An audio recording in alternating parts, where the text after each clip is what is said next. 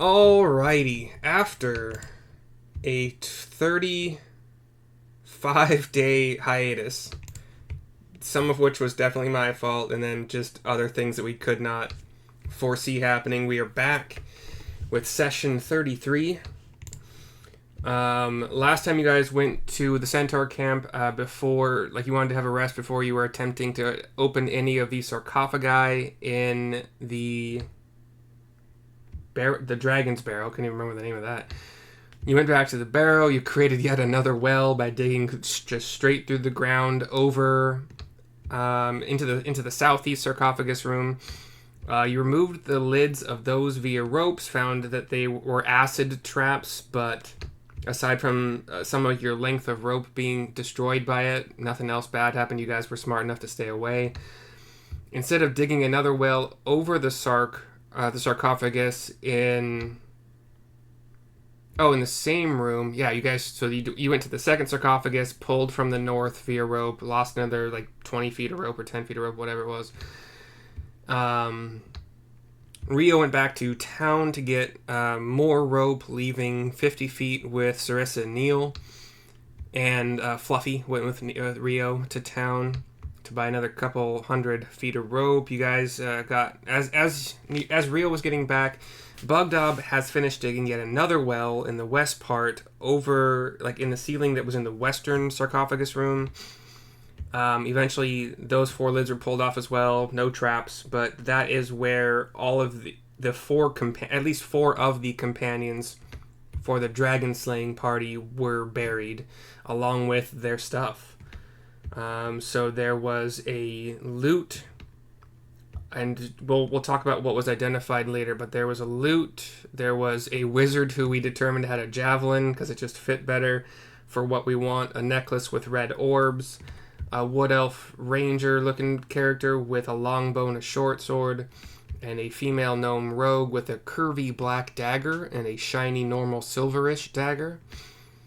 In the northern sarcophagus room, which I think there was already a well dug. There was. You found the body of Lady Alagondar and her dwarven squire.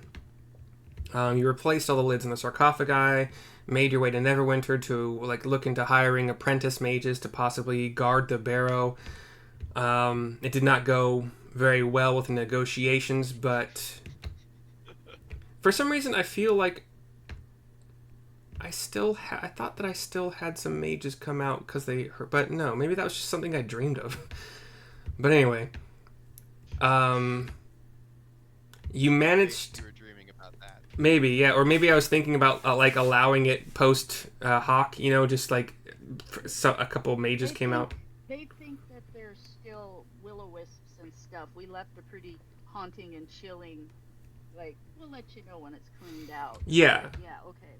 You managed to pull off the lie that you had not yet actually cleared out the barrow, but you're talking in hypotheticals. That's actually in my notes. Rio made a few different. Rio made a few other purchases on the way out of town. You guys got back to the Centaur camp. Nothing special happened. But four of the Centaurs, including Xanth, who was the first Centaur you guys met, are accompanying you to Falcon's Lodge, and with the idea that you're going to the Woodland Manse, as it is called, where there is a base of some sort of orcs. You guys get there. Falcon tells you what he knows. You guys discussed some strategies. I don't know all of them, but the one that I did take note of was possibly firebombing the manse because it's wood and plant. And as a reminder, you do know that there are kind of vines, plants kind of growing up and around all parts of the at least 2-story mansion. It doesn't look well taken care of. Bits and pieces are caved in here and there. You got bushes, big bushes all around the perimeter, and you have pigs. And I believe I let slip that there was some scouting that had determined that at least some of the pigs occasionally turned into orcs. I believe I let slip that information because I don't know. Maybe I rolled high enough for it. I'm not very sure. But that is where we ended. And if you have some questions or want to like recap anything else, I will do my best to get us all back to where we need to be. Well, I just want to know who owns who does the manse belong to? Who's the rightful owner of this property? Falcon says, it was, I forgot what his voice is. It was owned and built at one point in time by a half-elf wizard. And that half-elf wizard just wanted to explore the ancient elven ruins in Neverwinter Wood. I think...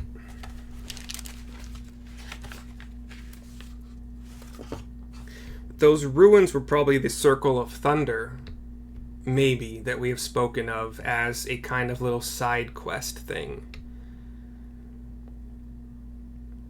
That could be what he's talking about. It doesn't go into further detail.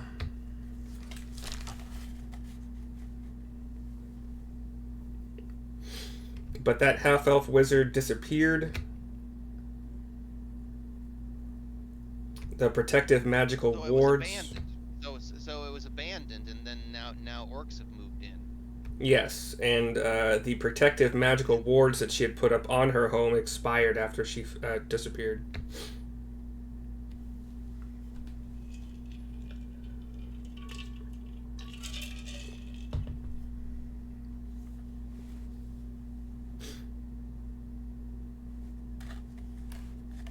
They left it unlocked, and now something sinister has moved in. Yeah. Ah, shoot. Muted. Bart.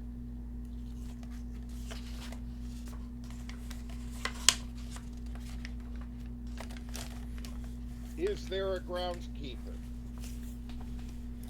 If there was, I mean, they are long gone with the elven wizard.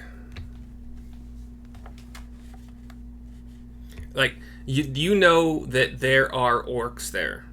A falcon has scouted it. Centaurs have scouted it. There are orcs and there are pigs. There are pigs that we don't know which pigs turn into orcs or how many of them turn into orcs, but there are a fair number of pigs in the bushes and whatever. But orcs and pigs, plants that have been seen moving. So not just your run-of-the-mill creeper vines that just grow and whatever.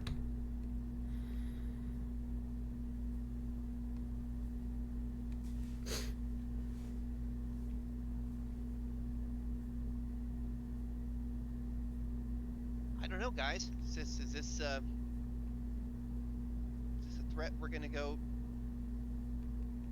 deal with? Are we prepared to go wipe out a bunch of orcs? I mean, they can't be up to any good. Yes, we should probably come up with a plan of attack. Over-discuss it. Think about it. Scout some more.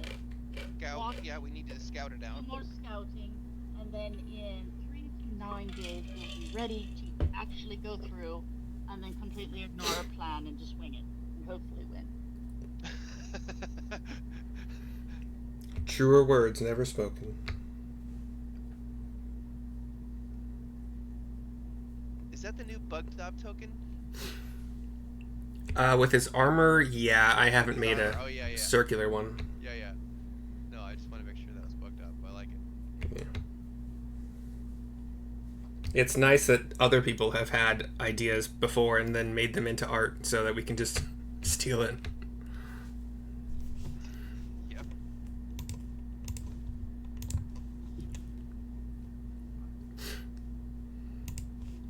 I mean, I don't know what kind of plan that we can make without scouting it, but I mean, the most important thing that we could do is just to take as much help as we can with us. So, we take Bug Top, we summon a buddy, and we go. Falcon, I think already told us he wasn't gonna come with us. Oh, Falcon's coming with And, you, and the centaurs. they're coming with us to the Oh, yeah. to the manse. Yeah, Okay, I'm sorry. I thought they said no, they weren't coming. these orcs are a threat to all. The centaurs did not want to fuck with the ghosts in the dragon barrow, but they'll mess with orcs. Okay, cool. And they will fight with us. Oh yeah. A tad bit more information that I think that I gave out. I just want to make sure I did. You have a crumbling. These are the words in the book. A crumbling 2-story manse that's all but hidden beneath thorny ivy. So Falcon would have relayed that. You have the 6-foot-high stone foundation, which I know that I said. There is a balcony over the main entrance. Pumpkins grow in wild patches, so these bushes and stuff, they're pumpkin patches. Wild boars. Yeah. Sounds like fun. Instead of pigs, it's wild boars, sorry. So we definitely need to figure out how many there is of this, that, and the other, and perhaps figure out the way. Those vines look rather nasty. Although we can send the centaurs ahead to scout. That's true. They are used to it, and they're very quiet, and would not be seen as anything being off if they were spotted in the distance. What kind of scouting exactly are you asking of us? To see how many of them there are, and what kind of enemies we face, and what kind of magical dangers might be there. They look to each other and nod, and Xanth nods to a couple of them, and 2 of them go off to do that. Oh, cool. Is this only a couple hours distance from where we are now, or is it? We're pretty close then. It is roughly. I'm trying to remember what this is. I think on the main map, I think I said every hexagon is 5 miles. So they would be roughly 9.5 to call it 10 miles away. So at a horse trot, which we determined is 15 minutes per mile for humans and about 8 minutes per mile for horses. So 40, 80, and then back another 80 with the scouting time. So yeah, you're looking at they'll get back in time. So here's because it's late here. You guys got here about 5:30 from my notes. So some discussion happened. We'll say 6:30, dinner, blah, blah, blah. We'll say it's 6:30, it's getting dark, it's close to dark. If these 2 go off to scout and then return to tell you what they found, they might not have the energy to fight in the morning because they will need sleep. Or they might... I might have to roll for them for levels of exhaustion because they won't be able to get a night's sleep unless you guys are planning on attacking like at noon. So that's something to keep in mind. One thing I would like to get done is to dig some pig traps. Around... Oh. Like around the perimeter in the trees? Yep. Excellent. Scout around, find pig sign, and then Bug Dub and I will dig some holes and turn them into traps. And you plan to do this how far away from the manse? Wherever the pigs are congregating. They congregate in the pumpkin patches immediately outside the walls of the manse. That's the place then. So you want to be digging pig capturing latrine, not latrines, lavines? Why can't I think of words? Ditches? It would be a trap. It would be a hole in the ground with you could even put like punchy sticks in the bottom or something. Well, no, just Traps. um, sticks pointed down Okay, yeah. so they can't get up. Yep. It's a good. So we're not actually killing them, but we're just trapping them, and then we can check them out. And yep. And Yep, you, and then turn them into dinner at our convenience. Yeah. at what point in at what point in time do you want to be doing this? Because there are orcs constantly patrolling and keeping watch outside the manse windows. Like a couple. I mean, Is there some Dark. woods? surrounding the manse is woods. Yeah. So like maybe 100 yards out, you might have enough obfuscation from anybody watching. But then you're having to get the pigs out 100 yards, and Just follow. Just Rio, you're a tracker. Couldn't you just find the wildlife trails and be able to tell where they traverse and just dig them there in the forest? Yep. these are pigs that just they live there. They live in the pumpkin patches around the manse.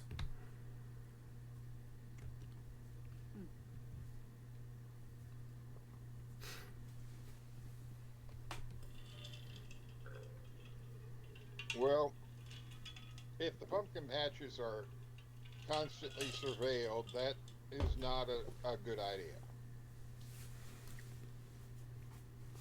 That's that. We'd have to scare them or herd them towards traps that we had prepared. Yeah. Yeah, they're domestic pigs, I so could they're not fly gonna... along and just jump on their backs and play the flute or something. Lure them with food There you go. Lure them with food. into the area screened by the trees to the north. I'm liking the direction of where this plan is going. We could also Home Alone style, which is this play I saw once. We could set up like one home base kind of location in the woods where we have ground traps. We might be able to set up like tree traps that would knock a couple orcs out with a swinging log, or we might be able to make a fortified-ish base away from the manse and draw the orcs and the pigs there. But Yeah. we don't know how many orcs are in there. I only know. We gotta scout it out, but Well, I told you I spent a fair amount of time scouting there myself, so I know about the pigs that occasionally transform into orcs. I know there are some orcs I've seen walking around the perimeter, like usually about 2 at a time. You can kind of see movement inside the manse every once in a while from what looks like a humanoid figure.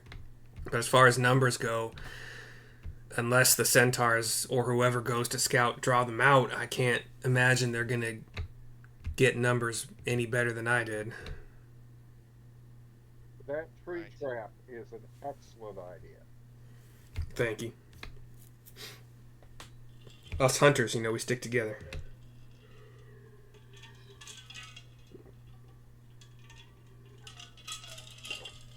So do we want to send the centaurs to scout to see if they can pick up any more information than I couldn't? if you think, yeah, I mean, yeah, if we can get some more information and they can see a few more things, that'd be great. Okay.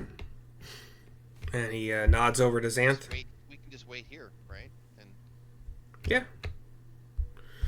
He nods to Xanth, and Xanth nods officially to the 2 centaurs, and they go trotting off, and then you can hear them pick up the pace outside once they get out the doors, and they are off.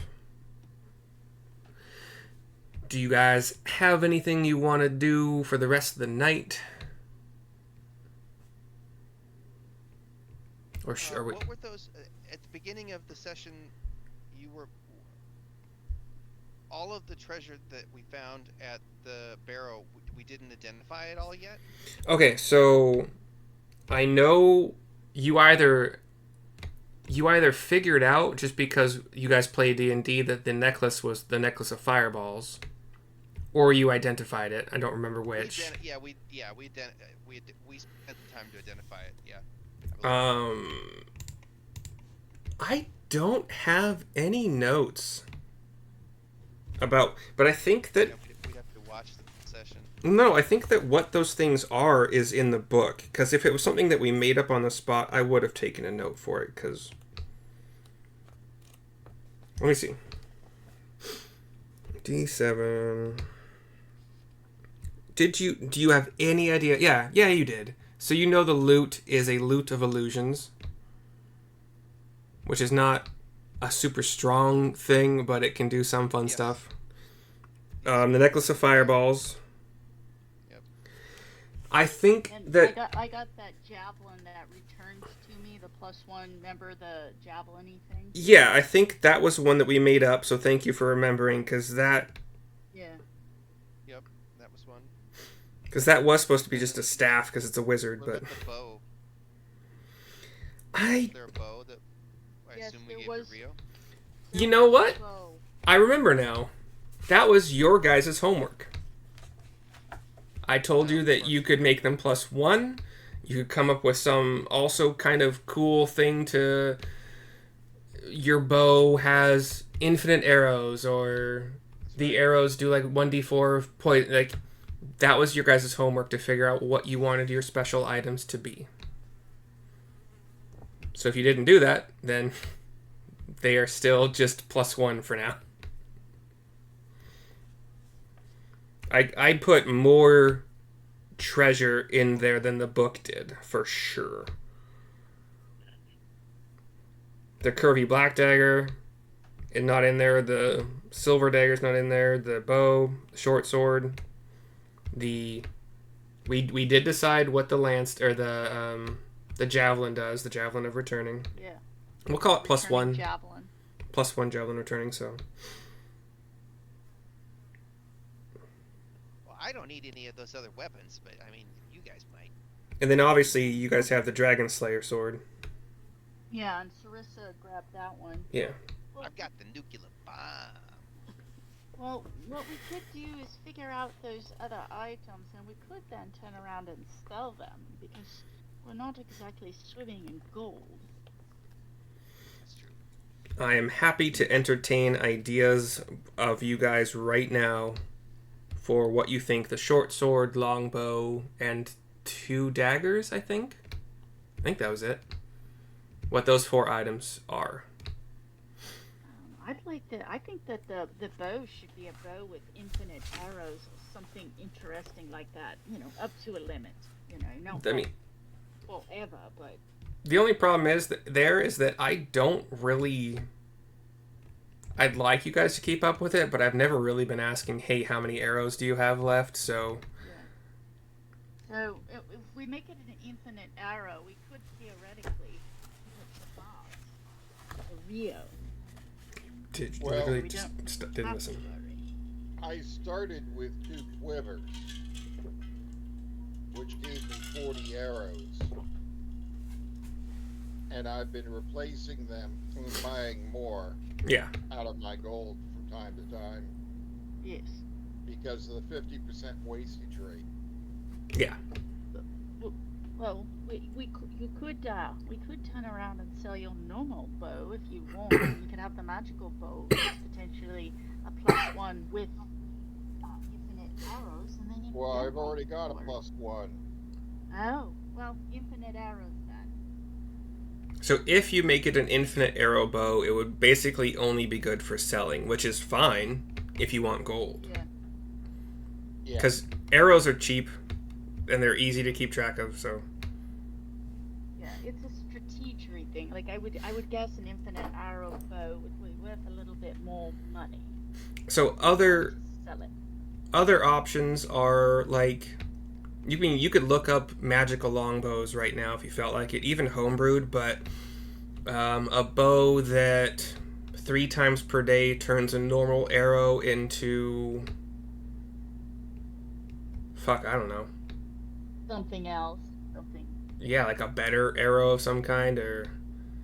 How about an arrow that when it sticks in you, it immediately turns into almost like a snake and will wrap around your neck and start choking you unless you make some kind of save, you know? And The sky... choked unconscious. The limit is your guys' imagination, so... I got an idea for the dagger. I don't want to switch gears, but I found an idea here for a dagger that is an uncommon item. Look, could it be a dagger of warning? Describe it. It says this magical weapon warns you of danger.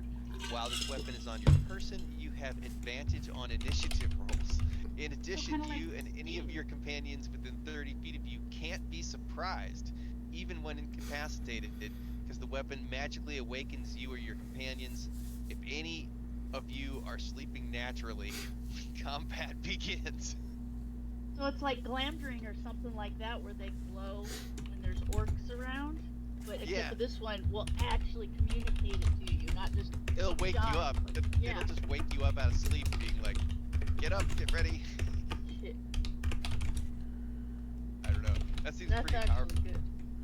Okay, so it gives the person wearing it advantage on initiative. It gives everybody within 30 feet the inability to be surprised. And if they are sleeping by any means or just natural sleep? Just natural sleep, non-magical sleep. Okay, then it wakes everybody in that 30 feet up. Yeah. But it doesn't do anything to... how does it wake, or why does it wake them up? Like, what's the trigger? If someone's attacked? I guess if there's any threat whatsoever in range, it'll just wake you up. It doesn't tell you what triggers the waking everybody up? Danger. You know. Or could it just yell what the thing is? Orcs at 30 feet, or goblin, you know what I mean? It's like that's how it wakes you up, is screaming at you what the problem is. I think screaming at you the exact threat would be a little bit overboard, but I'm totally fine with everything else. If you guys decide that's what you want one of those daggers to be, that's fine. We will say it as a Gilbert Godfrey voice. One of us should hold that if we would sell that. Yeah, if we had that would just, I'd tuck it away on our belt and hold on to that bad boy. And you guys might hear me attempt my best Gilbert Gottfried voice, which, rest in peace. He died in the last year, but That sucks. yeah. Or you guys can also try yours to best mine. Mine's. I can, if you want, because I've got a couple hand axes hanging on along, on my belt, hanging down, kind of like a little mini kilt. I could just hang that from it too, add it to a hook, so we've got it there. That one would for sure require attunement. Okay. And I do have the weird attunement rules. I have a big fly here as well. I have the weird attunement rules, but at the same time... I only have one item. Oh, okay. Really? Yeah. The Dragon Slayer sword doesn't require attunement? Doesn't look like it. Or long sword of dragon slaying, I'm pretty sure it's called in there. No, it's not showing up as something that needs to be attuned to. Cool. If you want that to be, we don't have to decide now, obviously, but this is a fun little session of spitballing ideas. The other dagger, I'm happy for that to be magical as well. A dagger of returning is nice for those who can't throw javelins. The range on throwing daggers is about as low as throwing javelins. It's like 20-60. So, or... And then we also have the short sword. And, yeah. Any ideas?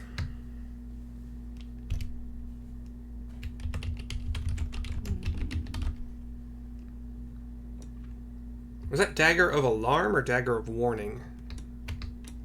Dagger of Warning. There's also a short sword version. There's a short sword of warning. Sure. There's your sting. There's a short sword of vengeance. Every time one of us gets hurt, you hear somebody that's yell perfect. Affleck at you.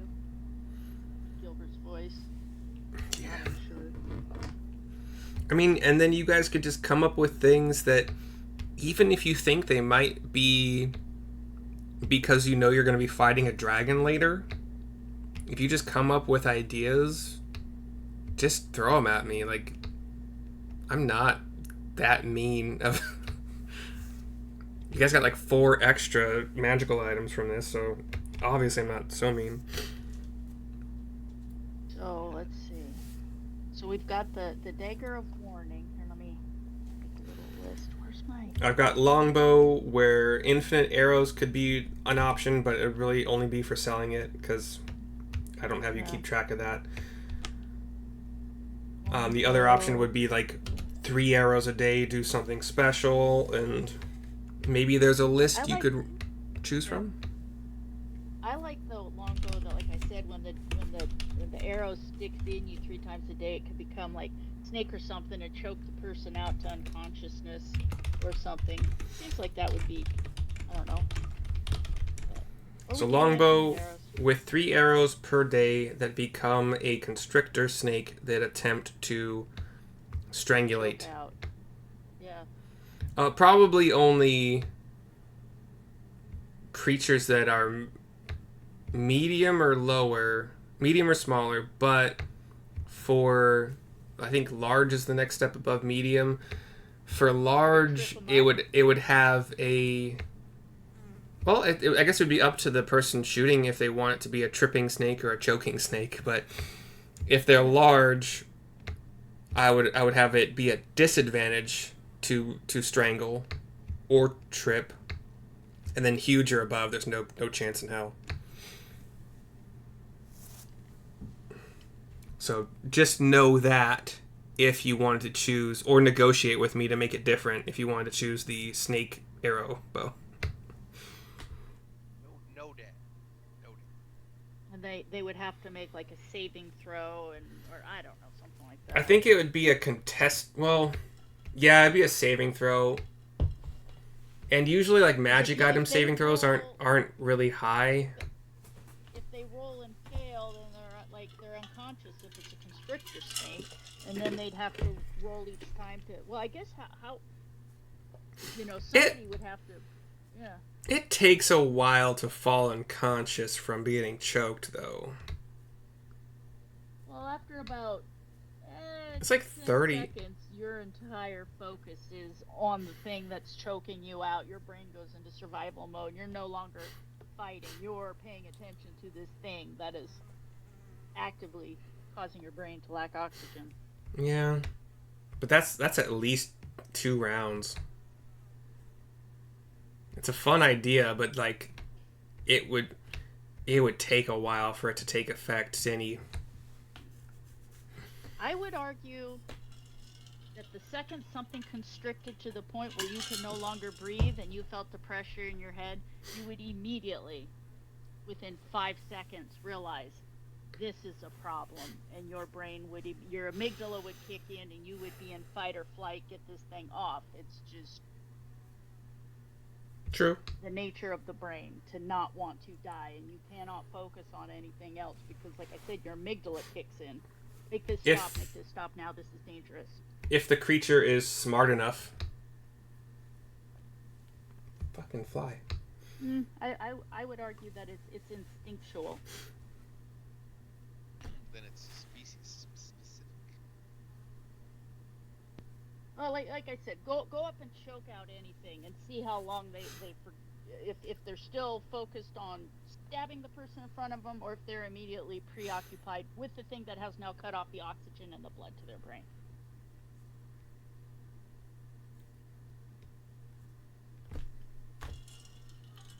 But it doesn't matter to me. We're just selling it.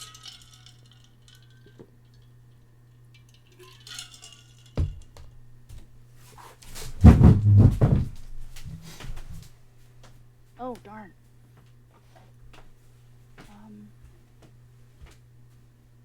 So in the Word document I have open, it's doing that thing where instead of adding letters, it's deleting the ones as it types over them. Insert. Insert, okay. Jinx. Oh, my God. No, right? Yeah. That happens to me too often. Yeah, okay. Insert. Okay. What do I click? And page? isn't that... insert button once, it'll turn it off. That's a misnomer, too, because if you're inserting something, you're not getting rid of things to insert other things. You are making room. So it's not working. I can't just hit insert, and so it's got to be a control something. Well, for most keyboards, it's just insert, so if it's not working, then your keyboard might be fucked. Shocking. Let's see, try that. There we go. I had to hold it down like 3 times as long, but it finally worked there. There we go.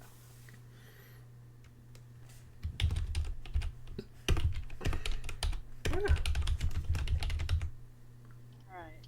Well, I figure we don't really need too much of these magic items if everybody has what they need. Yeah. Otherwise, More we're money. selling stuff. But we're not. We're not going back to town. We're gonna go to the manse, right? So I think we figured out one item, right? We figured out the dagger of warning. We figured out the other one, returning bow, right? Yeah, and we'll hold on to the there's dagger another of warning. dagger and another short sword. Yeah. What? You said... We're gonna keep the dagger of warning, right? Yeah, I think so. I think we want to go with that. Is that cool, Riley? Yeah. You want the you want to do the bow of returning, like returning arrows, or do you want to do the snake one? Here's what I'll do. If you want to do the snake one, and you want it to be that a choking creature instinctively stops whatever they're doing, so they spend their action trying to get the snake creature off, I would make it a DC 12 strength check. But they would spend at least one entire turn, like one action, doing only that. Or you can have it trip them. Either or. That sounds good. I mean, if they fail the strength check, then they spend the next action and the next turn doing the same thing too, so...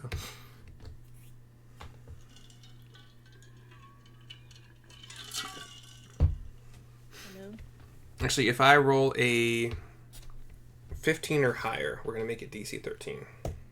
That's a 5. So DC 12 on the... And this is also the question, though. It's a +1 bow.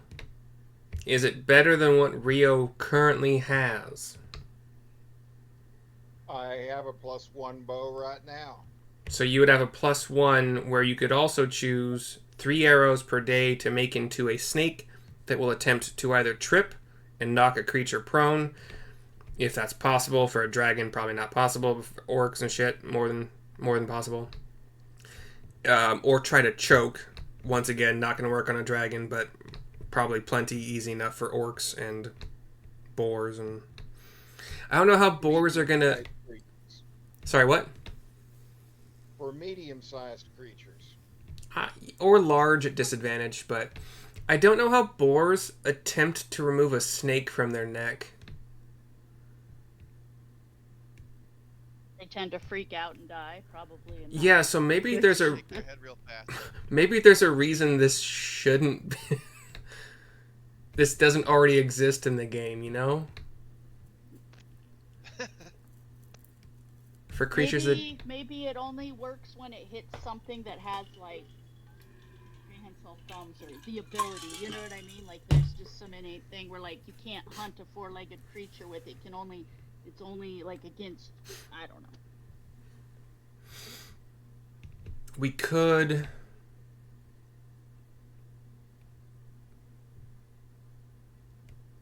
have it work against all creatures, depending on size. However, on creatures that are not humanoid, so don't have the arms to attempt to rip the snake off, it will be it's up to you. You can trip them for sure. That's one turn at least of being prone, but after 3 turns they start to lose oxygen and start to have like disadvantage on everything. So if you do choose to use it against a non-humanoid with like hands to try to remove it, it would still be effective. It just you can either trip them or wait 3 turns for a possible choking to start like actually affecting their ability to do combat.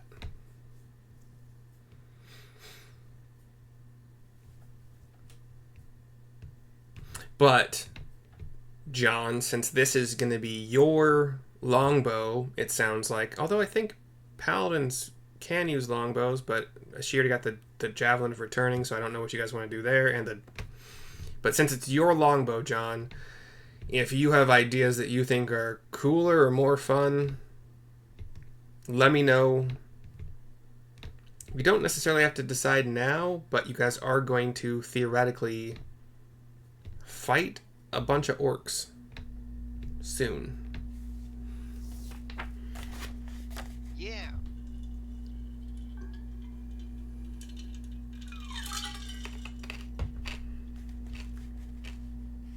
We're gonna be bathing in orc blood.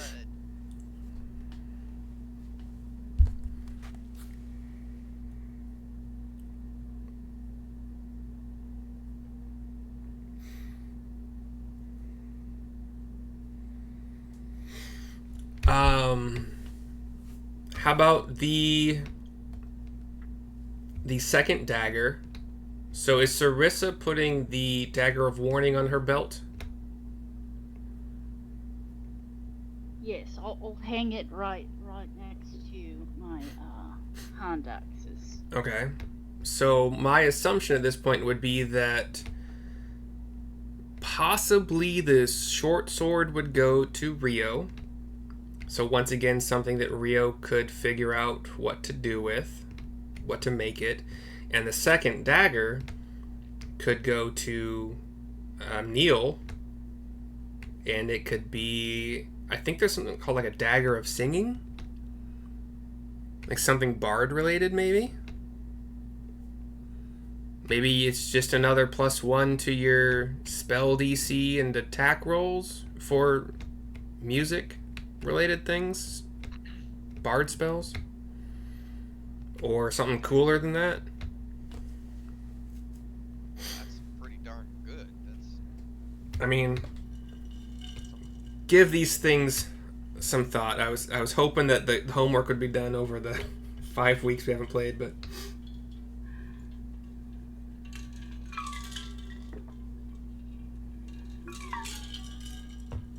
yeah, I'll think about it. I'm pretty good though. okay.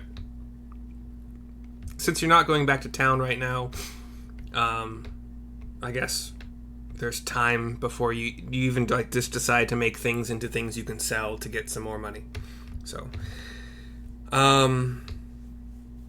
anything else you guys want to do before going to sleep tonight?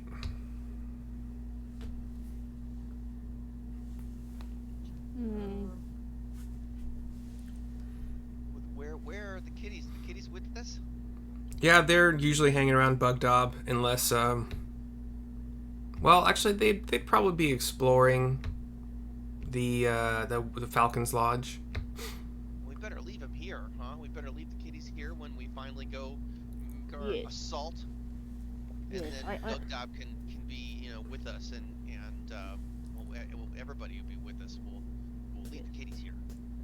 Yes, I think it's smart to not drag the kitties into harm's way. The old guy who does a lot of the cooking for Falcon, and the young boy who's kind of like the stable hand dude, simultaneously, in different voices, one old, oh yeah, and one, oh yeah, they both cry out that they would love to have the kitties stay here while the rest of you go traipsing off into the woods.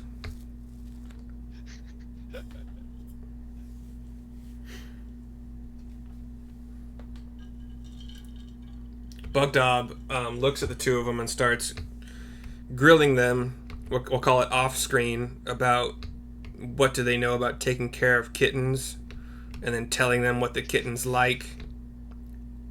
But we'll keep that off-screen because I can't think of anything. Yes.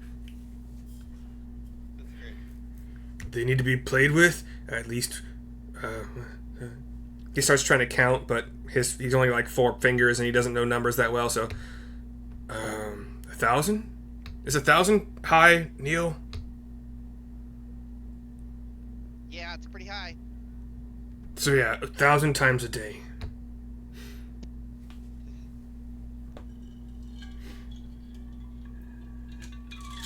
Anything else before bed? Hmm. I'm good. Yeah. I'll take last watch, and before I turn in, I'll gather some caltrops around. Ooh, fancy. Just from my knowledge, where are the caltrops scattered?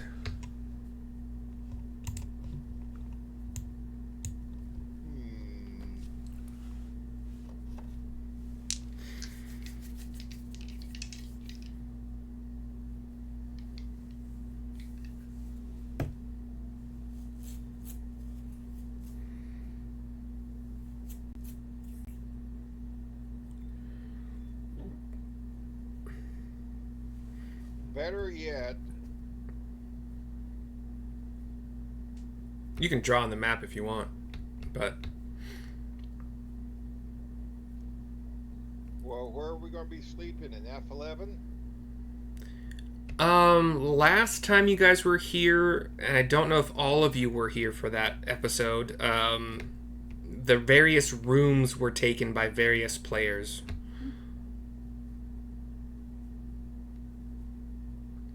Didn't one of... was it Bugdob? No, you guys didn't have Bugdob at that point. I feel like somebody slept in this... It would be easier to guard one room. Oh, for sure. F11 is the mess hall. It would not be fun to sleep in, but y'all could if you are worried. F10 would be easier. F10 is doable also, but way tiny. I think things aren't as to scale as I mean them to be, so I guess technically each square is 5 feet by 5 feet. So just pretend that the tokens are those sizes. So F9.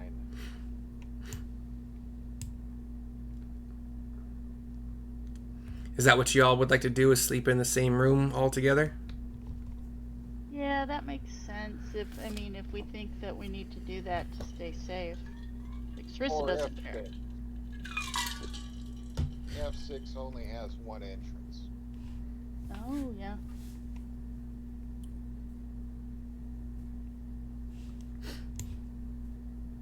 Yeah.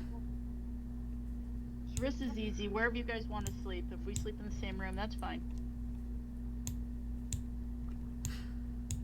I just had to check this map super quick to see if it had any secret doors that were just like obvious, but I don't believe it does. Anyway, it's fine. Instead of the caltrops, I'll just cast alarm. Okay. On the single entrance, and a 30-foot square Outside it.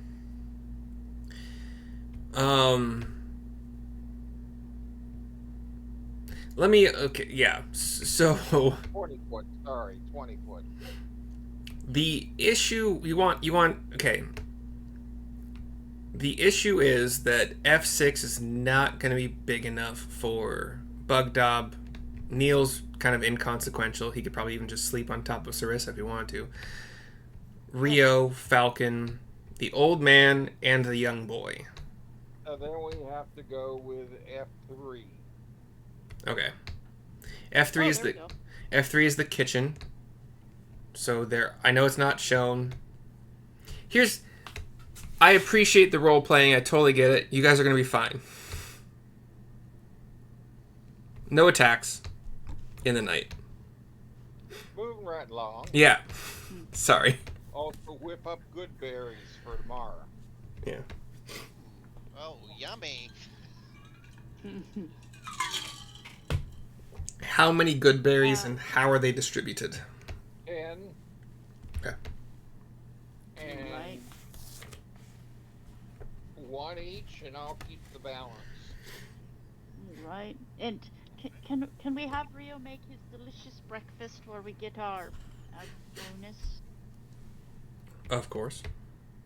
And we'll help him cook. Neil, we do not need any herbs or spices from the woods, but we could use some music this morning. Oh, certainly. So one and real quick, what does a good berry do? What is I always forget. 1 HP. And it's a meal. Okay, it's worth one what? 1 HP. It gives you 1 Okay. point.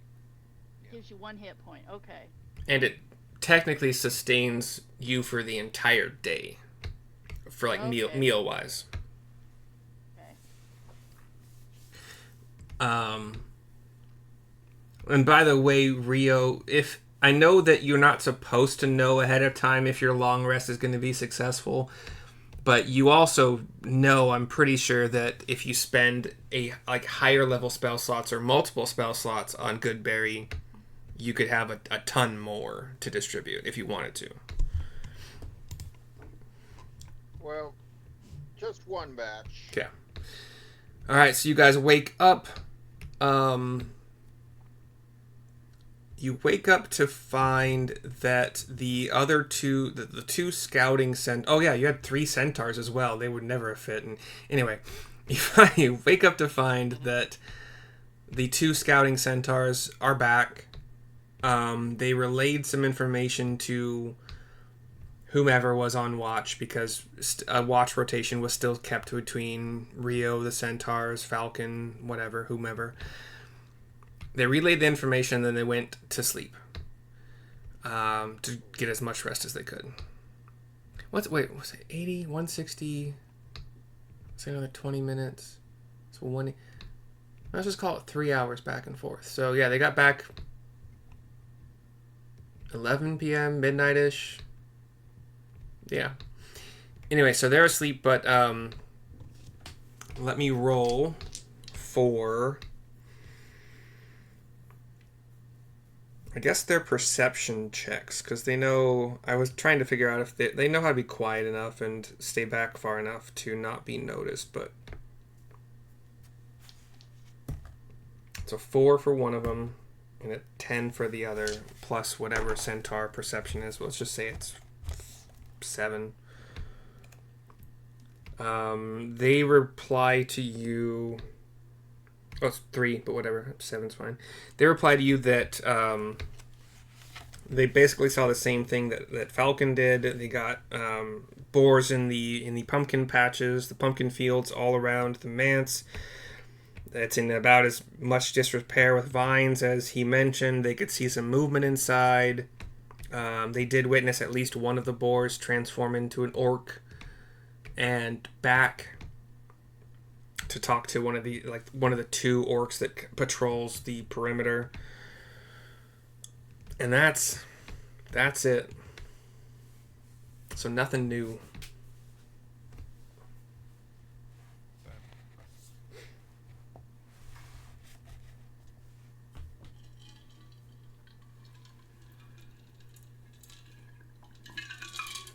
sounds like we need to plan a full frontal assault with fireballs and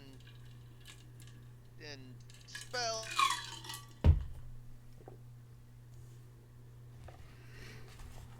We gotta bring our A game. Just We need to figure out something, that's for sure. Those vines there, we need to, you know. I'll give you. I would just say we fireball the whole mansion, but there's probably some stuff inside, right? That we might want. So maybe So- we don't want to do that. One more thing you would get is that anything living, like orcs, boars, well, the orcs at least, and the boars don't go near the house enough for anybody to have noticed this, but the orcs do their best to avoid touching the vines that crawl all over the house. So there's something off about the vines, like just nobody wants to touch them. Let's fireball them. All right, Neil. Burn up. I wonder. We get fire damage. Yes. I'm wondering if there's somewhere we can. And we don't recognize them. Recognize. We don't have any idea what kind of vines they are. We just know that nothing touches them. Yeah, no. Based on the description, they just sound like vines with thorns. Hmm.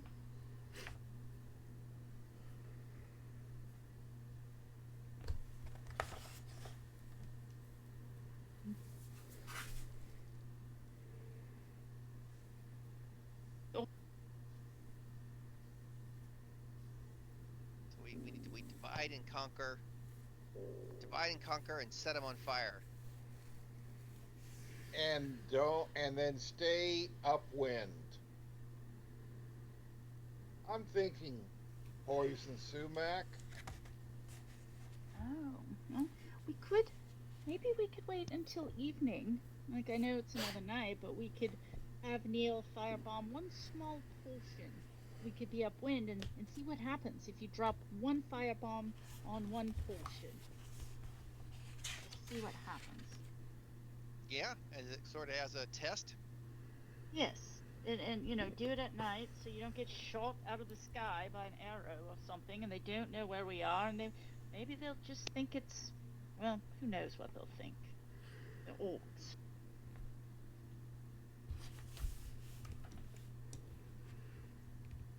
Are you guys level 6, 7, or 8 right now? 6, I think. Okay. 2, 6. 6. Oh, here's an idea. And there's only orcs there, no ogres. No ogres that I could see. And we'd probably be... There's some magic going on here, because I mean, orcs don't turn into pigs or back. Exactly. There's something odd going on. There's some evil influences going on. We have to be prepared for anything, but Yes. I had been wondering how to share this information with you. I thought that it might... We could pretend that you learned it from the group that you met originally at Falcon's Lodge. My ex-players. But they encountered a boar in the forest that turned itself into an orc and then had lightning magic. Huh? I remember that. Yeah. I do remember that. An They ogre did- with they talked lightning about that. magic. Orc. An orc with I even revealed to that group, and they might have revealed to you, that they are called the Anchorites of Talos. And if the group didn't reveal that to you, then Falcon certainly would have known about it. anchor rides? Anchor, like a ship anchor. I remember the shape-shifting pig into an orc thing from... I do remember that they mentioned that to us.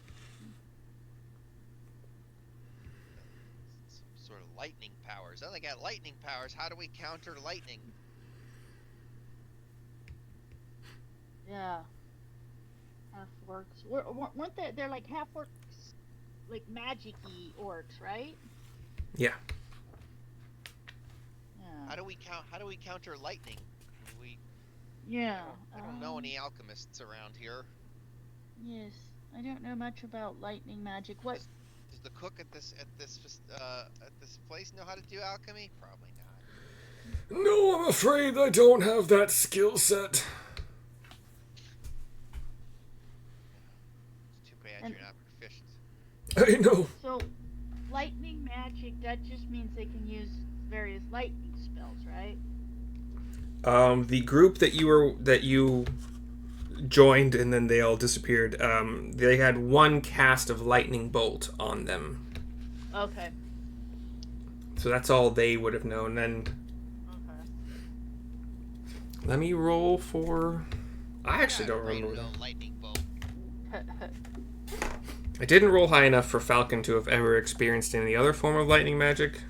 I don't even know if the Anchorites have another form of lightning magic, but I'll find out. It seems like Pip had lightning bolt, and that has like an area of effect. It's instant, and it's like 1d8 or 1d6 or 2d something like that. Lightning bolt is, I think, 6d8 68. in a 5-foot line, like 60 feet long or something like that. Sorry, 8d6. It's right here. Okay, that's right. In a straight line, anything along that line, right? Dex save. Yep. These midnight runners. Right. Well, we don't know what we can do to protect ourselves from lightning magic, so we'll be very careful. Don't go line up on an axis. You know, Pretty much. right? What else we can do? Yeah. What else can you do to protect yourself?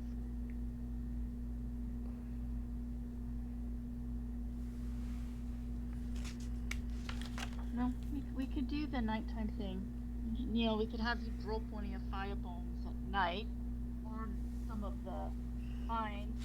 Be sure we're upwind and have Rio stationed where he can get a good look at it to see, you know, how the vines react. Do they burn? Do they just smolder?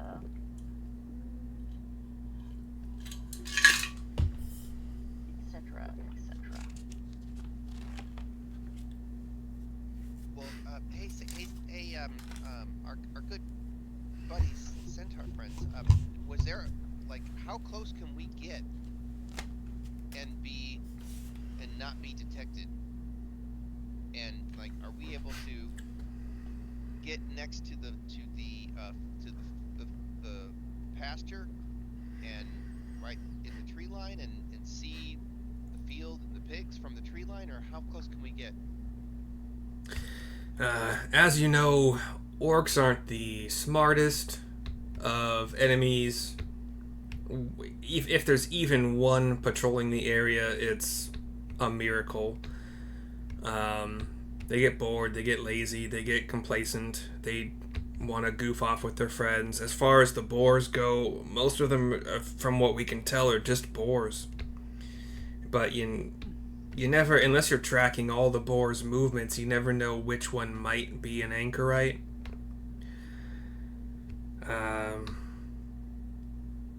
And also because those anchorites are also orcs, technically, they're a little bit smarter, they have magical capabilities, but they're not necessarily always paying attention either when they're in boar form.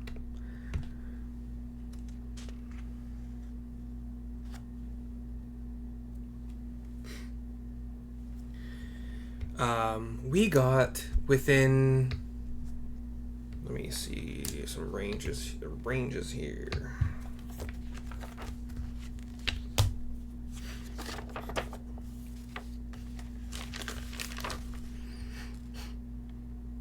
At the closest, we probably got within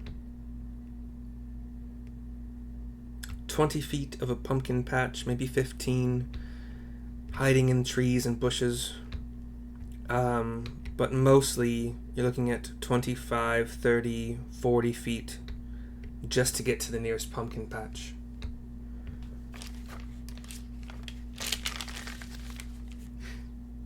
Let me see if I have...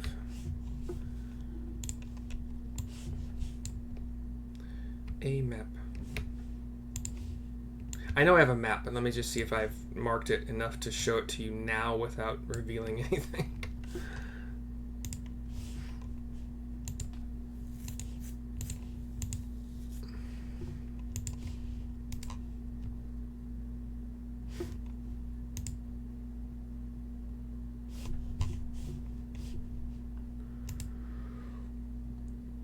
Do do do do do do.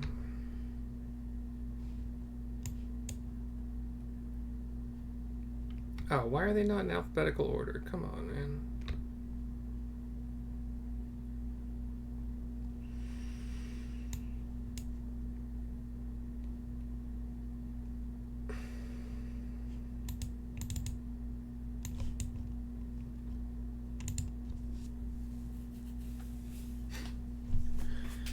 Sorry, there's a lot of loading going on right now. I see it. Wait, you see the new map? It's loading.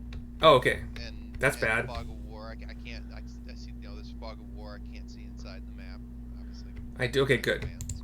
So there's Fog of War. At least that's okay. I'm just gonna trust. Oh wow, it did it. Okay. You see the whole map now. 100 yards from like the walls of the house to the tree line is like a football field-ish.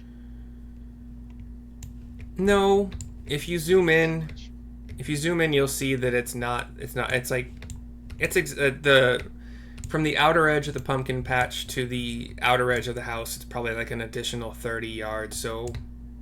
Oh yeah. There's the typical acid sheet like cuttings like for squares Well, in there.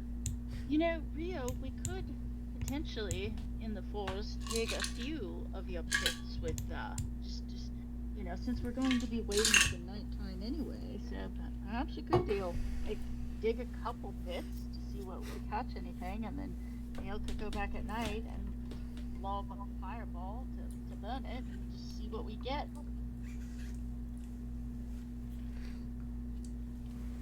Yep, that sounds like a good idea.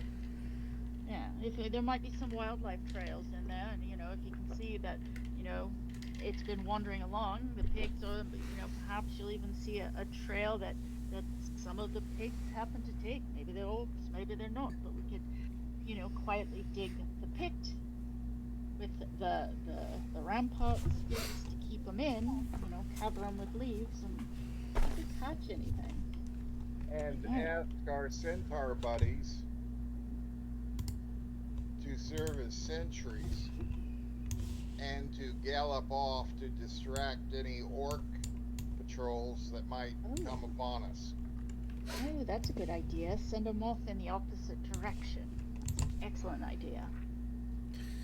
That is one of the better ideas I've heard so far. Yes. So the orcs know there are centaurs around here and wouldn't be overly shocked to see some, and we'd definitely chase them, and that'll give us, peace and quiet to dig a few strategically placed pits, shall I say, and then we'll firebolt them tonight and go from there. I'm so impressed with you guys. You have the bomb necklace. You are King God Lord. Neil. Okay. Sounds like fun. So, Rio, I'm assuming we'll hunker down. We'll let Rio go do some scouting, because we're obviously not going to do much today. But Rio could go scout and figure out where he thinks the best places would be along various trails to maybe put in a few test pits and stuff, and then we could work on those quietly today. Have the centaurs posted to do, keep the looky-loos away.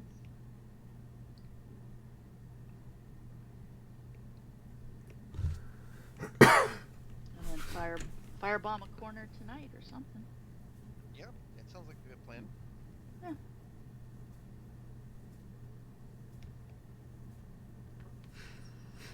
I'm trying to look up if any other DM has encountered a fireball versus woodland manse strategy. I'm Because, sure somebody somewhere in the history of D&D probably has. right? But, like, But did they write it down? did they post about it? And we're Online talking, thing's fairly new. I mean, you know that, like, healthy living plants, yeah, they are susceptible to fire, but not nearly as susceptible as, like, dead, dried. Right, because they're green and Yeah. they wouldn't just Well, burn. Yeah. Small vegetation like that is what you call 1 hour fuel. It only takes 1 hour of rain for it to reach, the moisture content where it's equal to the atmosphere. But it's 1 hour fuel. It also dries out very, very quickly. Even the smaller stuff that's like 1 to 3 inches is 10-hour fuel. It doesn't take a lot of heat to completely dry them out and make them flammable. Yeah. If the fire starts and is hot enough, your 1 hour fuel will become flashy very, very quickly, and even your 10-hour fuel in a relatively short amount of time with enough heat will also become extremely combustible and behave like your fuel, ladder fuel type stuff. The 1 hour Yeah.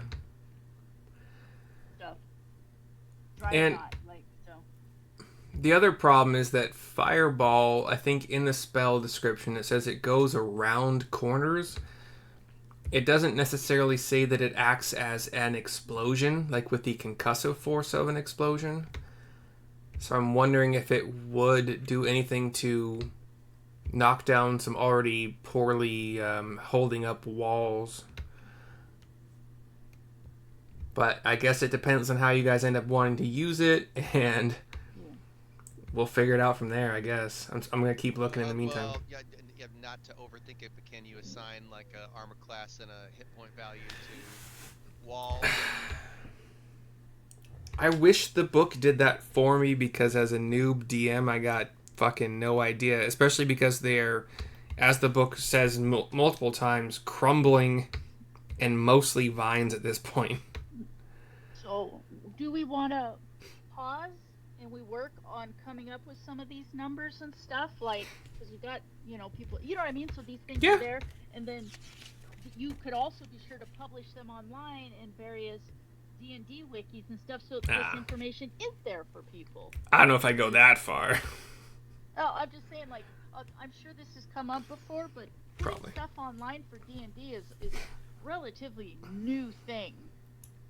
And I know a lot of all the D&D players in my family, like they don't mess around with playing online. It's just they're not interested in it. So I think there's a lot of knowledge that doesn't get passed along online.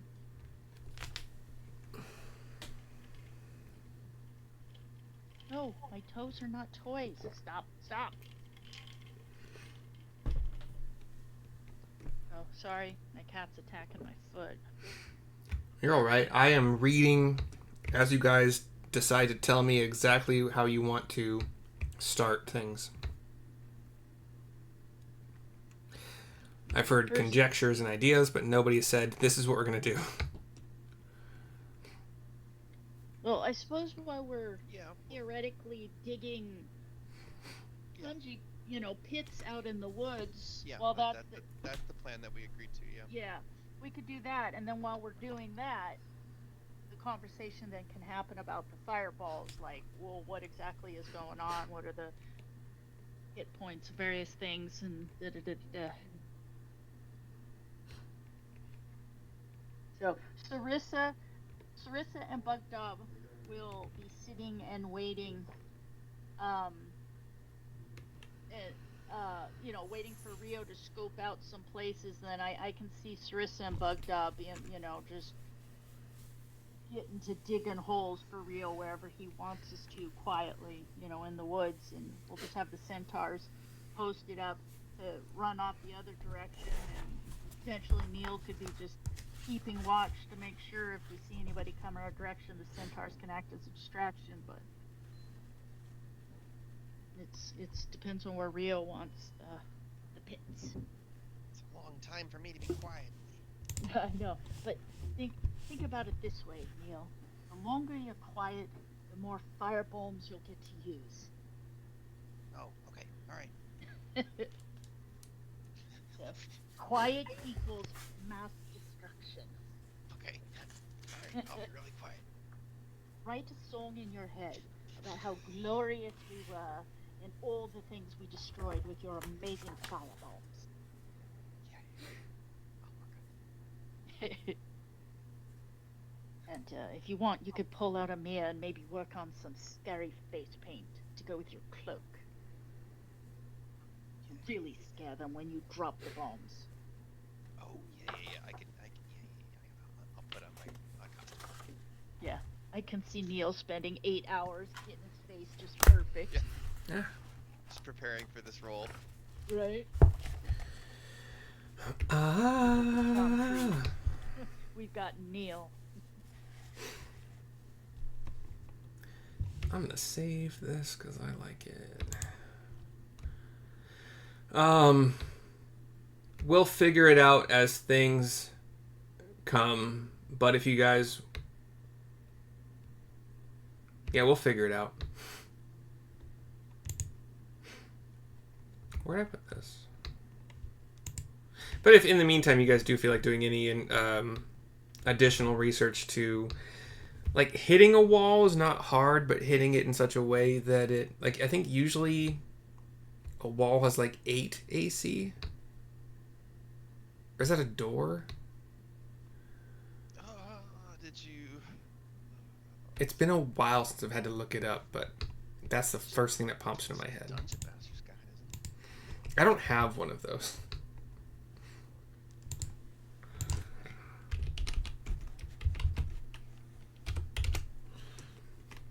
Google says a wall's AC in 5e.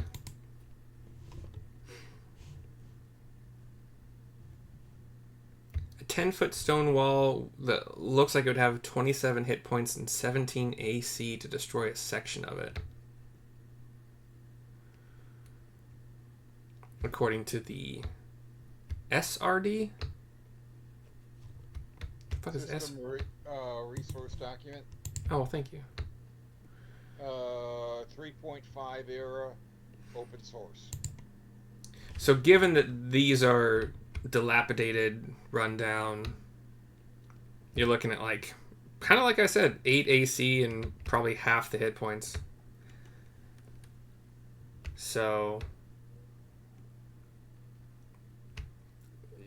a fireball would certainly knock down any portion of the wall it came into contact with. It would, I think. Even though stone is theoretically immune to fire, we should still argue that there is a concussive force to it. Concussive force, yeah. Unless it's magic fire, but if That's- it's just fire, it's... That's the thing, right? It says it crawls around corners, but if it was a concussive force, you would theoretically think it would just go through. Like, it should say that. But Well, we can pretend. Force damage. real fire will follow pathways and stuff like Yeah. that. Like, it will crawl around corners and stuff.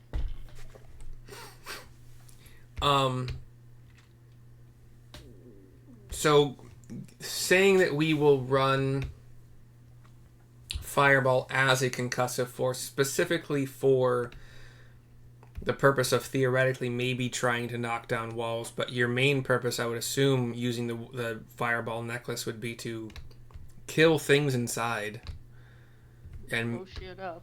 maybe get rid of some vines. Yes. So whether or not the fireball, like fireball is an instant thing. It happens quickly. Whether or not it completely disintegrates the vines that may have even drunk quite recently, or may continue. They might even continuously drink from a well. They might be magical vines. You don't really know. And real quick, like when we do set off just a firebomb to see what happens, if any orcs do come running out to look, we could either have maybe the centaurs posted up where they could catch the orcs' attention, go running through the woods, jump over the pits, and see if we can't catch some orcs that way also. You know what I mean? Yeah. Have them chase after them or something Of course. crazy. Um, you guys have the map. It is roughly, it's morning. Do you want to wait until long enough? Do you want to wait until the following night to start like going in at night and digging traps? Yeah, that might be a little smarter to dig at night. So So, you have a day to kill.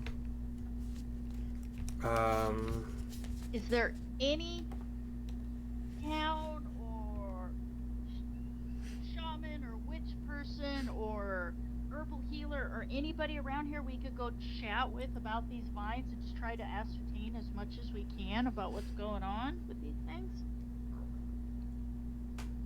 Or Anybody? is there a retired groundskeeper? Oh yeah, Somebody who that's a good used idea. to deliver Yeah, to the yeah, mansion. exactly. all right. Some intelligence. I would assume between Rio, Falcon, and the old man at the lodge, I think his name is Corwin. Hold on, I'm just gonna figure that out in a second here. And, you know, the fucking centaurs and all of it. I would assume between the 8 or 9 people who are familiar with forests and things that grow in them. Yeah, Corwin is the old guy. And Pell is the young boy. You would know that they are poison vines. So if you get scratched by them, there's a chance you will be poisoned. Let me just make sure. You'll suffer poison damage specifically if you fail the save. It's not that you get the poisoned status effect.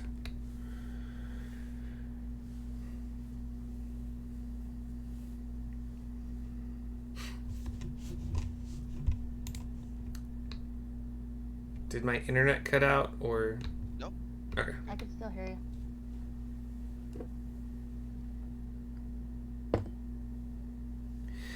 So, anything you guys want to do during the day? What do we want to do, guys?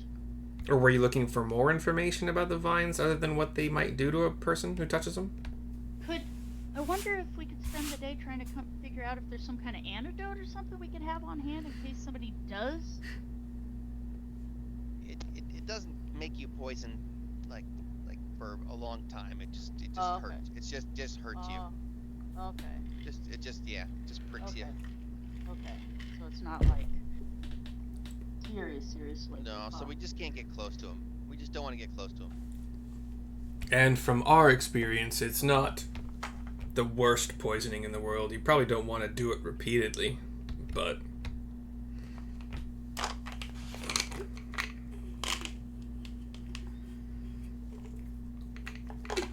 Okay, so right now, Bugdab and Rio are digging holes. Wow, what's going on? that's what I've been asking you guys. But I think they wanted to dig the traps at night At for night? more cover. Yeah. Yeah, so we could just Okay. spend the day relaxing. If there's not a lot we need to do during the day, we could just spend the day.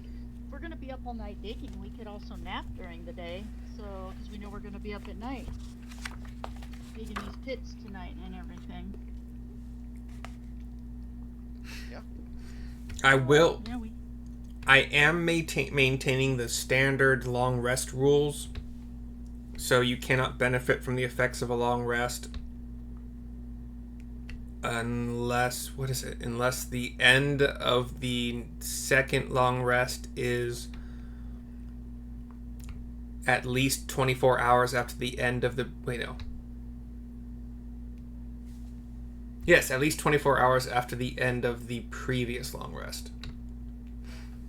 So midday napping would not prevent any possible exhaustion from missing sleep tonight.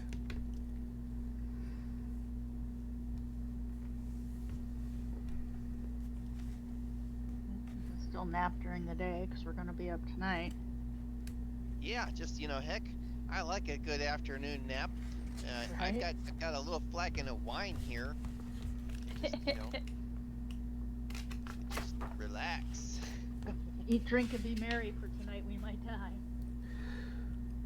Let me look this up super quick, but you do have the Circle of Thunder as a possible thing you can do. You could probably make it back to your camp and back in time if you want to do anything there. I think Neverwinter and back would be a bit much. And Phandalin and back would also be a bit much. Yeah, we can just hang out here and drink some wine, kick back. Nah. I'll play the flute. You guys can nap.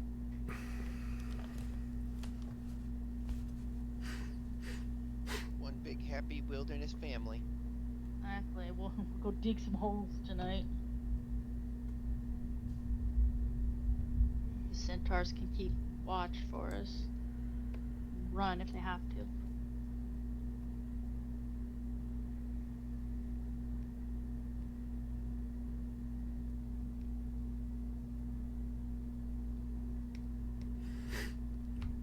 Okay, alright.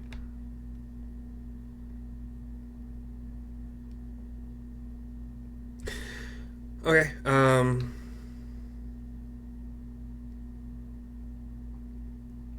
interesting.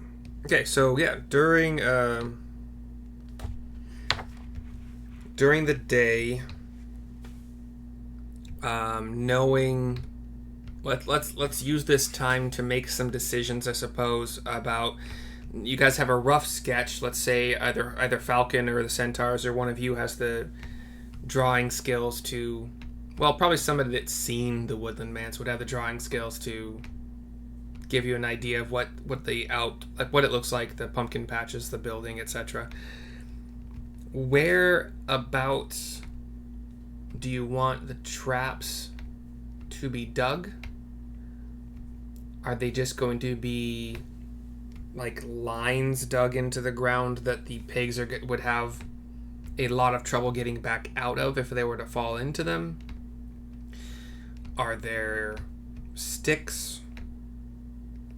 It's Rio's bailiwick. Sharpened sticks pointing downwards. So they check in, but they don't check out.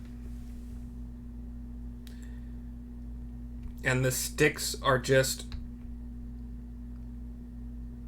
laying across the top of the trap, and then once something falls into them, they just have a bunch of pointy sticks pointing at them with no anchors on the outside to make them.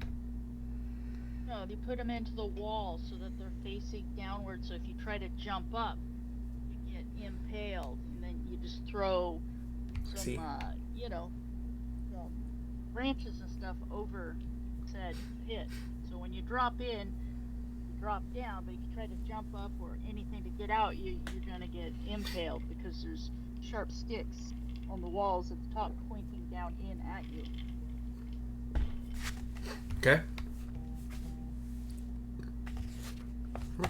And then Kind of like snake's teeth. You know how snake's teeth kind of curl inward, or piranhas, or like anglerfish, they curl in, so you can easily push something in, but if you try to drag it out, it's a problem.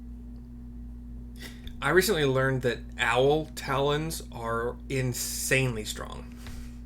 Yes, they can break fingers. Yeah. Okay, so I just wanted it to be described a little bit more in depth. So these sticks are embedded into the walls of a 5 foot, 10 foot deep hole. 10 foot, probably at least. 5 would be fine with the 6. So 5 foot deep.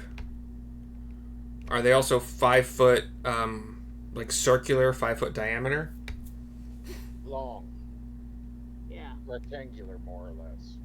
Along the trail, so like maybe 2.5 feet wide, or 3. You know what I mean? So along the trail, so 5 feet deep, 5 feet long, and a couple feet wide along the trail. That makes sense. So you want to dig these into the pathway leading up to the manse.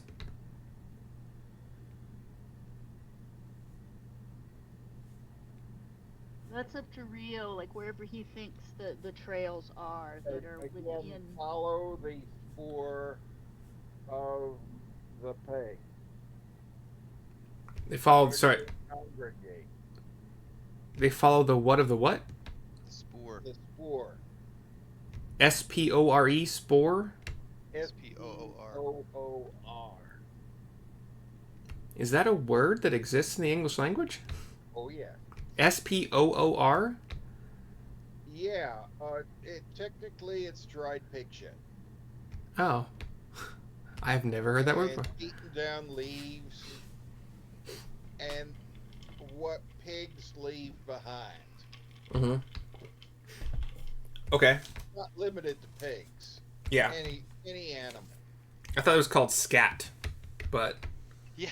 Well, scat is a subset of spore. okay. Ooh.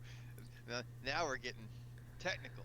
The thing is, like, I learned about scat after I learned about scatting as a vocal performer. So I was like, what? Why are there... English is stupid. Okay. We are not trying to trap the velvet fog. Yeah. So, Falcon... Okay, so you would want to... Side note, biologically, scat tends to be the droppings of predatory animals. That's the difference between herbivores and predators. Is you see scat, you know there's something that's potentially going to eat you. Interesting. Oh, okay. Okay. So, sorry. You want to make some traps in areas, I'm assuming in the woods surrounding the manse, where there is indication of the poop of the boars. The poop and other signs. Okay, so places you can tell they travel through or congregate sometimes. Right. Okay. Yeah, with his tracking skills. So these are only designed for, like, are they designed in such a way that the centaurs are going to lead these things off to be falling into the traps, or just hopefully randomly these boars fall into the traps? Hopefully following the path that boars normally follow Okay. with a little bit of food. Okay. at So the both lip of the trap. both Falcon and the centaurs have mentioned they have not seen the boars wandering off from the pumpkin patch. And the pumpkin patch is The kind of orangey thing you see around the manse. well, there are places where the pumpkin patch approaches the trees. True. But still And very open to anything looking out a window of the manse. yeah.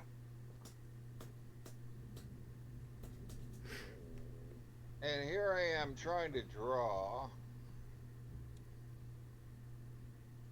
I saw your marker for a second, but For example, this tree. Yeah, at about 5 o'clock. okay. Looks like an ideal spot. So the idea is to dig a 5-foot by 5, like a 5-foot cube hole in the ground without anything in the manse hearing you, seeing you. That's why we're doing it past the tree. Oh, past the tree. Okay, so beyond the... Okay. Yeah, on the where the tree would block, and it'd be 2.5 foot wide,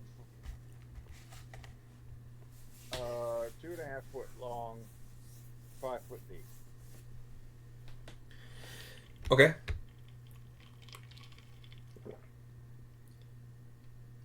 And is that the only trap you want to make?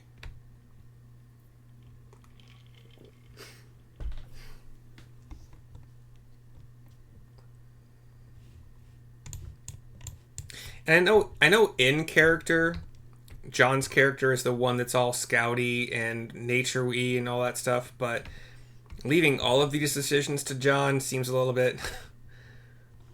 But all he has to do is say, "Here's where I want it." And Yes, but why is it only him? Because Sarissa isn't overly concerned with, she's not a tracker, so she's not that good at picking up spore trails and stuff like that. She doesn't know what to look for. At the start of my question, I mentioned that I understand that Rio's character is the one in character that has the knowledge, but you as people playing the game could also play along and not leave everything up to John. Just saying. But you do you. Yeah, the second one would go in at about 7 o'clock. I see your triangle. Again, where the pumpkin patch approaches the trees. And once again, hidden by the tree trunk as much as possible. Right. Okay. Like, kind of right here, John? I think like behind the tree? Yes. Okay. Okay. I'm so confused. You guys know that that's the side that creatures can see from the manse, right? Right. So I put that on the other side of that tree. She's marked the tree. I'd be on the other side of that. Okay. I cannot move.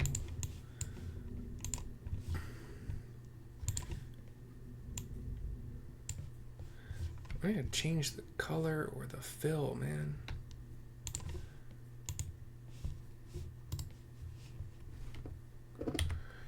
Gross, okay. So that's 2 traps. Oh, there it is. Nope, that's not it. Whatever. I've made them as deep and obvious as possible.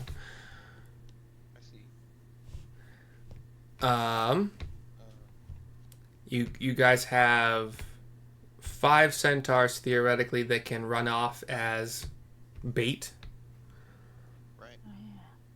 The question is To draw people past the traps, right? yeah. If they're small traps, I mean, this could be Falcon telling you if they're small traps, then they're gonna get one thing, but John, do you want to maybe look at one up here? I kind of made a mark on this tree up at 2 o'clock. We could put one behind there. We could have a centaur pop out and if it's blocked. But If time permits, multiple traps behind the trees at 5 and 7. okay, perfect. there are 9 boars. The centaurs and falcon don't know how many of them specifically are anchorites in hiding in their transformed form, but they know because sometimes the boars will move along and it's like from patch to patch, it's hard to keep track, but they assume there's at least 2. So you have 9 boars for sure. You have at least 2 patrolling orcs sometimes. Movements inside the manse show probably at least another 3 orcs. So that is the info I suppose you have to decide where to put the traps, how many, how deep, how wide. Yeah, doesn't need to be 5 foot wide. Doesn't need to be 5 foot long. 2.5 foot wide and long would suffice. Right. Yeah. Let's Well, say the bigger the pit, the more the chance that they're gonna go through it. Yeah. let's say that during this That's why putting food at the edge of the trap. On the far edge, so they are Far edge, incentivized to move quickly across that yeah. area to get to said food. so this is More focused on the food than anything else. these are not traps to have the centaurs hopefully coerce boars or orcs across the trap. They are going to be food traps. Right. The Okay. point of the centaur is if an orc patrol comes on us, they gallop away noisily to distract the orcs. During the digging phase or at all During times? digging and preparation phase. Copy. And then once we have the traps dug, the centaur's focus can shift to drawing them in. Follow me, you know what I mean? So down the path.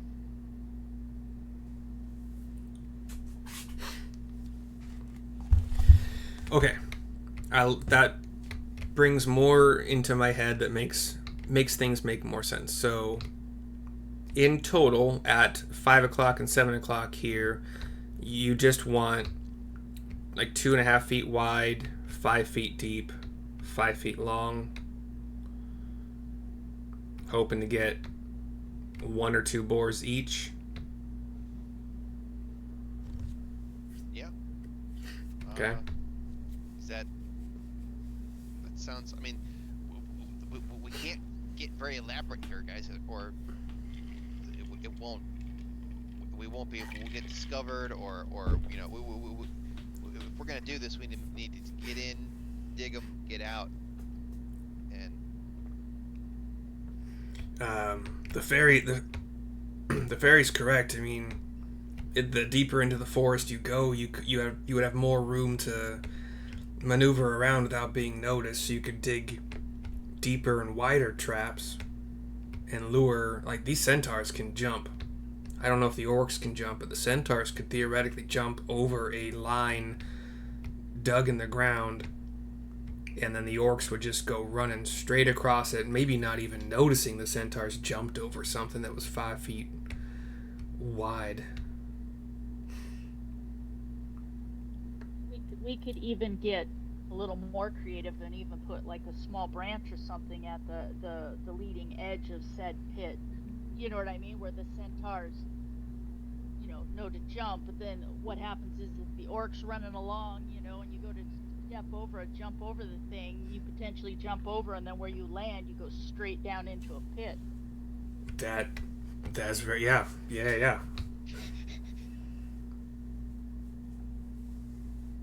So it looks like the centaurs are jumping over a log. Yeah.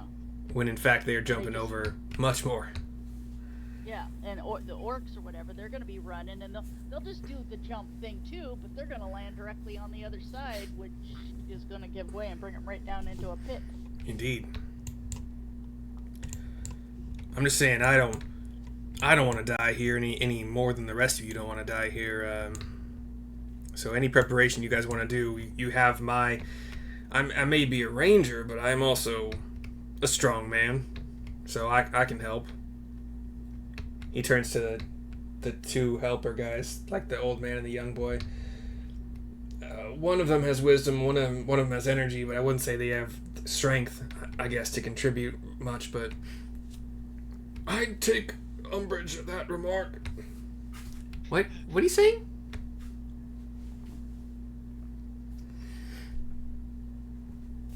Yeah, so we could do that. We can at least get that. We could go do that tonight and just, plans of mice and men. Okay, so I believe you can make markings outside of this map.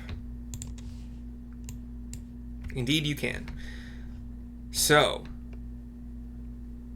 do you want to create more traps? What kinds of traps do you want to create?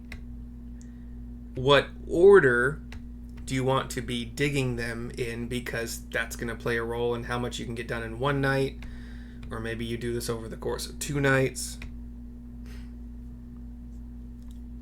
And then here's my rectangular. Here's my suggestion for the rectangular pit trap that they would jump, that the centaurs would jump over. I see Bottom right corner. a middle finger trap. I'm not entirely sure how that one is implemented. It's not easy to draw with a cursor. God, no, Like that. I'm impressed, honestly. Using my college skills coming in handy.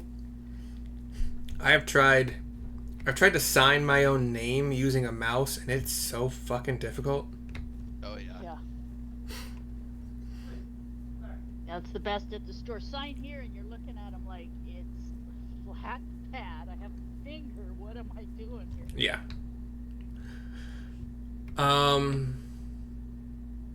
But no, seriously. Aside from Neil following instructions, where do you guys want to put? Assuming if it matters, you will theoretically be approaching from the southwest, or kind of just the west-west, I think. So, Unless, of course, you decide to circle around and approach from a different angle, because the orcs and Falcon, they kind of know about each other for sure. They know where Falcon's Lodge is in relation to them.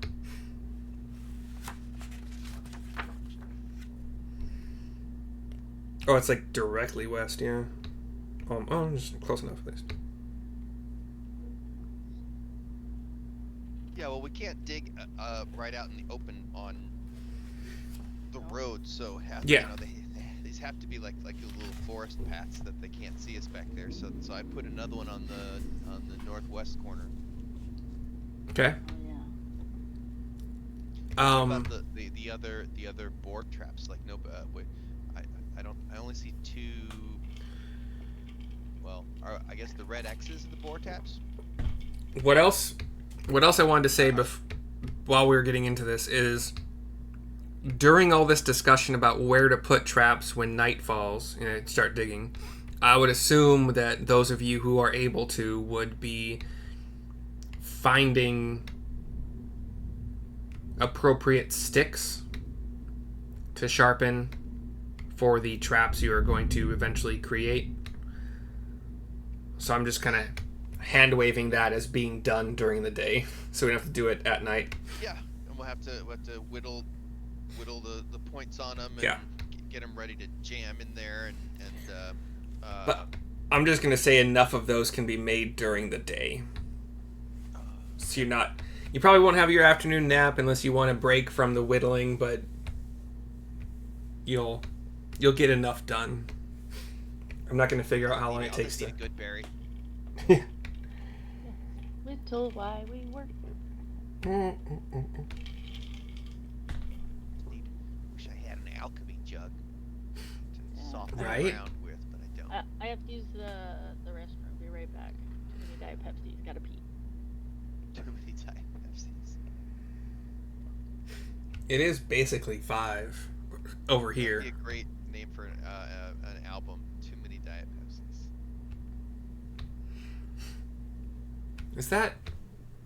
Is it Diet Pepsi or Diet Coke that Trump is famous for?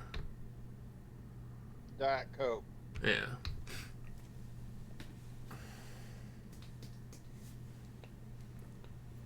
I heard he was into the decongestants. Into Like- Sudafed. Oh, it's just like He's Mucinex? Probably in the Bolivian marching powder. Yeah. Supposedly, It was probably him that left that cocaine at the White House. he is entirely straight edge. Supposedly. Like, no alcohol, no drugs. And if you believe that, I have a bankrupt casino to sell you.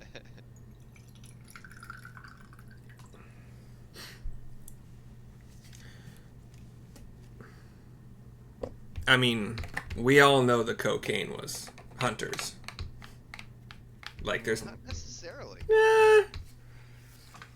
They found That it... seems obvious. They found it after Hunter finally got to the White House, and It seems pretty obvious. there are videos online of Hunter obviously being, like, coked up during one of the ceremonies on a balcony, and... Oh, I haven't seen that. Yeah. Oh man. Which show?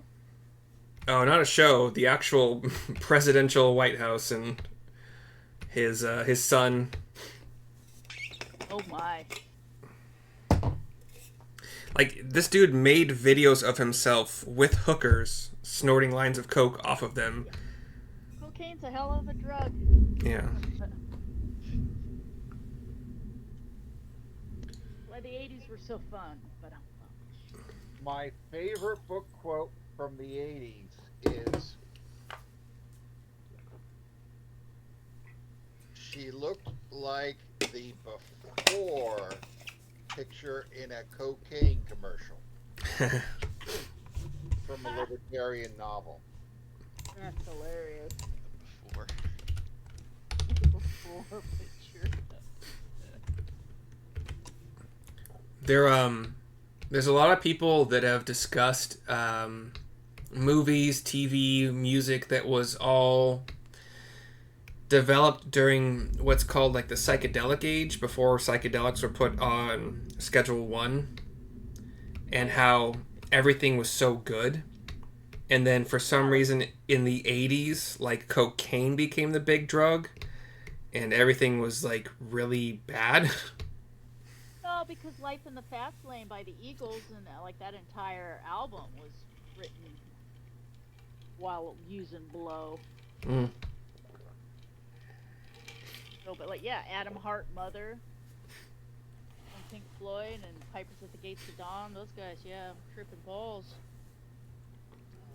I wonder if it was movies, because like it's the executives at movie studios that were doing all sorts of coke that were making decisions. Everything sounds like a good idea when you're high. Yeah, Oh, that sounds great. Yeah, yeah. I got the best idea.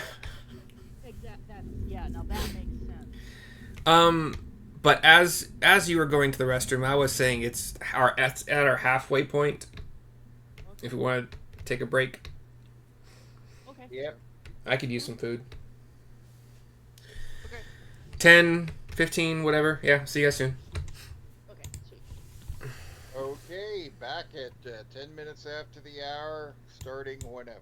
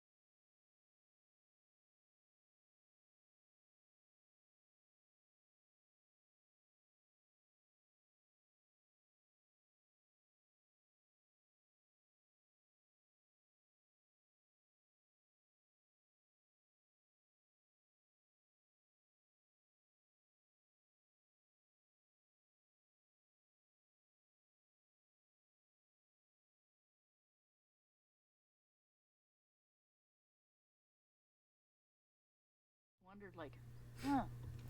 I hadn't started doing it for like the first 15 or 20 episodes until I figured out that it was like built in. But Yeah, just hit a button. yeah, Yeah. but literally that's basically it. I just scroll down to the scenes is what Streamlabs calls it. Cool. But we're back from outer space. I believe we have a couple sections where orc traps and or Anchorite of Talos, half orc, half boar, shapeshifter, kind of whatever traps are made. What is the order in which you want these traps to be dug? And you guys have some experience now, for sure, with Bugdob's digging speed. You could... I would say... Okay, so let's see. Assuming he's well fed, well rested, which could be easy for the beginning of nighttime.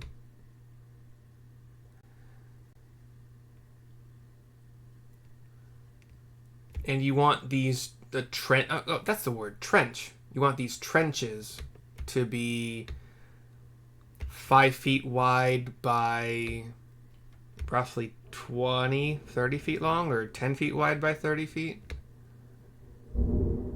Or what are we thinking here?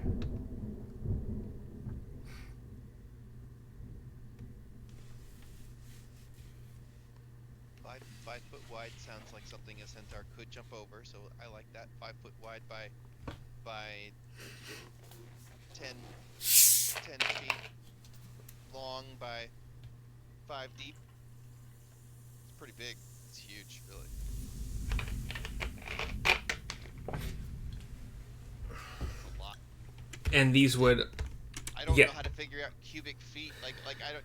Do we have his rate of Okay. wind speed, a cubic That's- rate per feet per hour? Or? That's what I'm trying to figure out, actually, to give you the information you need, because you would have experienced him digging at least, I think, 3 different holes in the ground that gave you access to the Dragon Barrow. Yes. I believe they were all 5 foot, 5 foot wide, 5 foot long, and as deep as was needed, which I think I just made it 10 feet to penetrate. So, hold on.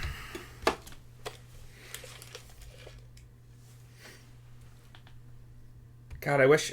I'm actually kind of curious what a common cubic centimeter... Or, well, cubic inch would be easier in this case, obviously, for reasons, but...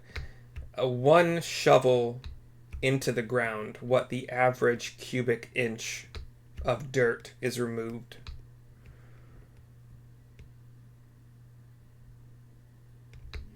But let me see.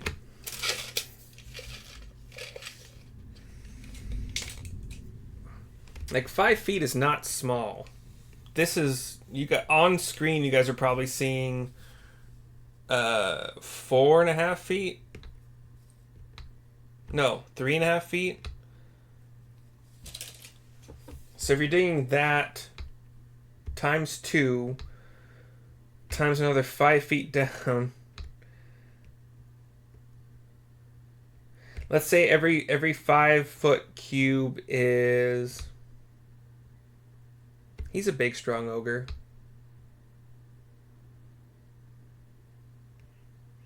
$20 minutes? Does that seem reasonable for a big, strong ogre? For a 5 by 5 cube? It's... yeah. So a trench would be how many 5 by 5 cubes would be a... It depends on how long you want to make the trench. Right, so like a 30-foot trench is 6... Would be 6 times 20 minutes, yeah.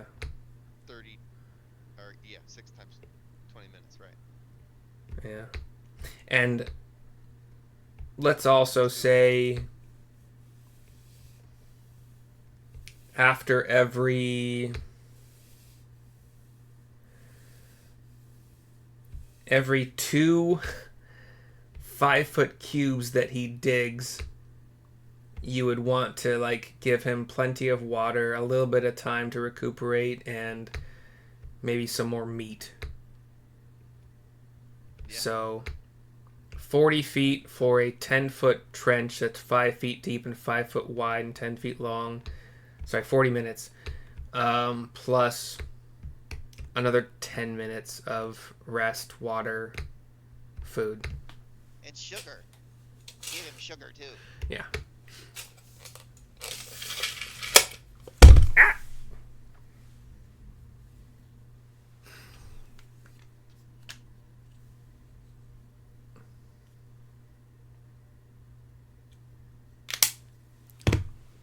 So, yeah. Knowing his dig rate and knowing at least part of your plans for where and what he will be digging, It's gonna take all night to dig 2 trenches and 5 individual pits. Was that that was what we decided on? Where we were? I don't see I only any. see 2. I Yeah. only see 2 red X's. Are those 2 red X's It's the blue squares near the red X's is where the pits will actually be dug. blue squares near the red X's are the individual pit traps? Yeah. And I have received no other information about where further 5x5 pits will be dug. And the So we've got 2 5x5 like pits that could trap like a single wild boar, and we've got these 2 trenches in blue. Everybody see that? That seems like reasonable, like it could be done overnight. We start. I don't know how many more is really worth it, or that we even have time for. Because the trench is going to take at least 2 hours, I think. So 2 trenches in 4 hours. given the general height of a wild boar, you could assume that a 5x5x5, assuming you could get the wild boar to fall into it, and the second wild boar to fall into it, given it doesn't notice the distress of the first wild boar, and it's not a mostly intelligent orc hiding as a wild boar, you could theoretically have 2 boars fall into one of those 5x5x5 pits. Sure, yeah. But a pit wouldn't have to be 5x5x5. Wouldn't have to be, no. 2.5 by 2.5 by 5 would be just fine.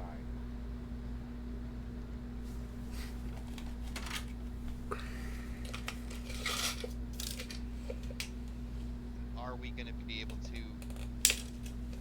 get them to run through our traps? Like, this is 2.5. Which is... Yeah. Are you... I mean, I guess if you're assuming that... And this is probably how physics actually works. If you're assuming the first pig falls, like, face first, rather than just horizontal to the earth. No, you're right. Should be 5 by 5 by 5. Face first, your math works out. I think if they fall horizontal, then this might be too small. But exactly as a car would go off of a bridge that is, for some reason, open, not in the closed position, head goes down first. They would probably both get stuck, but it's 20 minutes. I'm probably being a little bit too generous with that. I have no idea how long it would take a being that is, like, actually consider like the strongest man on Earth and times that by 2. I have no idea how long it would take that person to dig a 5-foot cube. Assuming soft, pliable Earth as well, which I'm not pretending this is hard-packed, dry. So we're doing 20 minutes, but you said 20 minutes, right? 20 minutes per 5-foot cube. Right, so So your trench that is 30 feet long but Trench, 5 there's foot. 6 of them. Yeah. So then 12 for 2 trenches, and then a 13, 14 total 5x5 cubes. So 2 hours per trench, 20 minutes per cube. Yep. Not including rest time. Not including rest time and Scouting time. and also somebody's got to jump in there and get the sticks positioned. I would assume a person could not jump down there. You would probably have Bugdog be the one to like lay on his stomach and play and like jam the sticks into the side of the from above. He'd be the only one that could do it. Yeah. You might be able to fly them into position, but I don't know if you would have the strength to shove them unless Actually, it feels pretty. unless the holes were already like pre-bored, like if you were drilling into wood and you made the hole. I don't know if we need the sticks. I mean, we have to accomplish this in a single night, and we have to do it and be undetected. So, I say we can keep this as simple as we possibly can. I mean, the pit in itself is good enough to trap the boar, isn't it? Can the boar get out of a 5x5 pit? I'd say that a boar that falls into a 5-foot hole is not getting back out of it. Yeah. They Climbing their way out. they can run horizontally and at maybe a little bit of an incline at a good pace if they are motivated, but they ain't climbing a straight 5-foot hole in the ground. Okay, so then we don't need to worry about the spikes if that's okay with everybody. Just makes our job easier. The spikes would be helpful against any orcs we want to have fallen into the pits or the trenches, Right. but that is So time. we can accomplish all this. We could spend a couple days. Like I said, we've got time. Yes. Don't have being time to do detected it right. Without our traps being spoiled, or Yeah, that's another point. That's a good question. I mean, the amount of time that I and the centaurs have spent around the manse, we can't necessarily guarantee they never scout into or walk into the woods for tinder, for making fires, or berries, or tree fruits, or whatever. We have no idea. Well, that's something we could do. Kindling tinder, we could sprinkle it around on the inside of our pits, and for the couple nights we're working on our pits, and then, like, let's say on the third night, we can clear out all the kindling and everything they could use and move it on the far side of the pits, so they have to go out further to find said things. I'm just saying. Are you mean moving all the dead brush, kindling, etc., farther away from the manse so that it... Yeah. Wouldn't that be obvious? That all of a sudden they can't go... No, it would just, they probably think like, oh, the same people, the same orcs have been going to the same spot, and it's like, oh, Jesus, I'll just walk an extra 15 feet instead of walking all the way back across the yard to the other side, because, you start to pick an area clean, and it doesn't take that much to kind of clean it up and just chuck it. So they'd be like, oh, there's some over there, I'll just walk over there. Maybe you're probably not wrong, but what happens? Yeah, an orc just be like, Yeah. What happens when the... Your firewood, people are lazy in general. It's like you just go to the closest place, you pick up all the dead wood, and eventually you're like, shit, there's no dead wood. I guess I gotta walk a little further. What happens when the first orc falls into one of our pits and then screams and alerts every other orc? Well, that's why I'm saying is we can actively throw a little kindling and stuff and just leave it on that side of the pits, and then when we're ready, we can position ourselves, clear the area of any dead wood, kindling, and stuff, so they have to go further abroad. But we're posted up, so if somebody falls in a pit, they can be dispatched quickly, or we leap into action. No, that's what I'm Fireball. saying. drop a fireball in the pit. And then, and if we let Neil have his way, we'll just burn it all. I'm not sure I was fully understood here. So you clear away the brush and the kindling and stuff if they want to make fires, which we don't know if they do or not. And the first orc that goes out scouting for kindling falls into a pit because he sees the kindling on the other side of the pit, screams, alerting all the other orcs. And the gig is up. Yeah. The gig is The up. point is when Gig we is up. do that, when we move all the kindling and stuff, we are posted up and ready for action. Like we're For ready. one It's not gonna orc be to happening. fall into a pit. Well, it's just an option. And like I said, we could be posted up if we want, and just it depends on how it goes.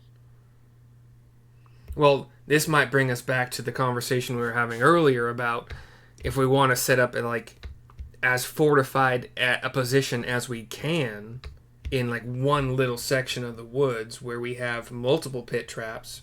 It's true. That's way better than dividing the Yeah. trenches on either side of the map. That doesn't Then- work, but if we focused our efforts in one area and then focused them to come through one area, Yeah. that's makes sense. And if the orcs Yeah. come to check out their one orc that fell into a pit, like a couple of them come out, they might fall into another pit. Yes. Or we take them out, and then more orcs come because the one orc is still screaming. Yeah. And they assume he's in there. They're like, oh shit, who dug the pit? And they're not paying attention to that. And all of a sudden it's like, uh-oh. Yeah. Okay. So, do you guys want to redraw? Yeah, Yes. erase the one to the northwest, I guess. We can focus on the southeast. Southeast. Yep. I think there's something strategically that can be done with this middle finger I drawing. don't know. I don't know how to erase stuff. How do I erase my finger? I don't have a. There's a select tool. And you just It draw won't give a me an box of erase it. option. I don't understand. Copy and You paste. select it, and then you click on the delete button. Yeah, it doesn't show up. It gives. I can. Oh, are copy it, you I can attach it. Still on like an iPad or something like that? No. Oh. Then I do not know. I cleaned up the southwest trap, so we don't care about that anymore, right? We're just focusing on southeast now. So Well, east. do you guys still want the pig traps that could theoretically just work by drawing boars into them with food? Or we just go in full, pardon the pun, boar on pit traps and trenches and a fortified position? The latter, I think. You guys don't. I don't know. I'm going to have to read a little bit further, but you guys also don't know if the boars that are not orcs, if they listen to the orcs and or the anchorites. Like if they would attack you as an army of boars. You have no idea. And neither do I. Okay, so here's 5x5 traps we can put around this area.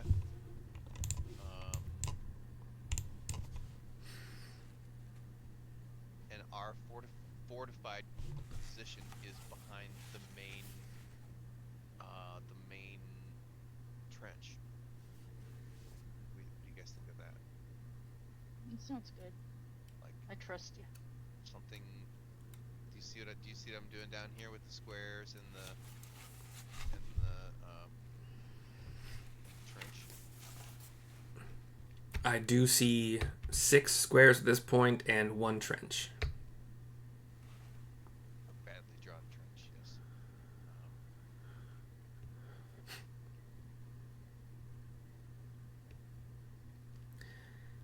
What do you think? We draw everybody back here, and we're behind. Where's our characters? They're not on the screen yet at all. Grab If you just want to like do a red X or something like that, where you think the characters would be, but Falcon would see you drawing your pitfalls and stuff on this map, and just in case the orcs and their more intelligent spellcasting counterparts like catch wind quickly about where the traps might be. Do we want do we want more like surrounding us? So it's not just like one line they can just run around. Do we want more on our flanks and? If Yeah. time permits, yeah. Yeah. Don't want to burn out Bug Dob. Are we okay with having combat on this this off the map section of the? I got no problem with it. Okay.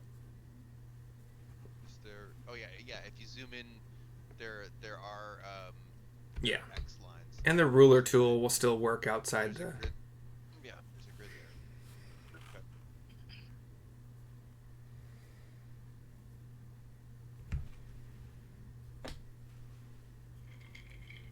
Yeah. Well, feel free to move the boxes or.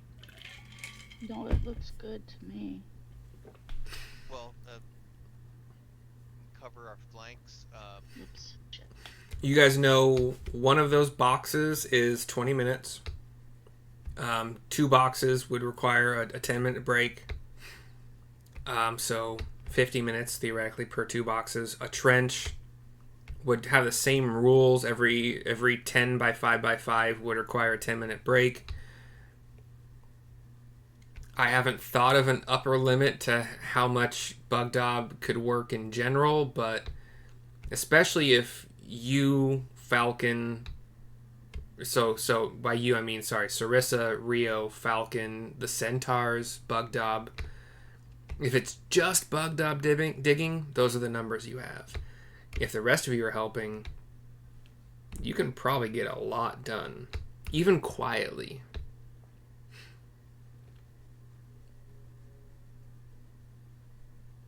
I wonder if there's a...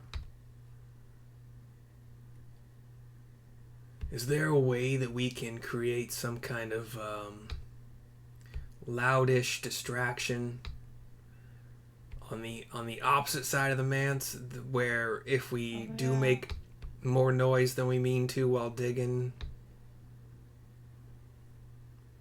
We could theoretically have the centaurs over there just being centaurs, doing this and that, and then if the orcs come out, the centaurs could potentially yell some slur and take off running. Your mother was a hamster and your father smelled of elderberries.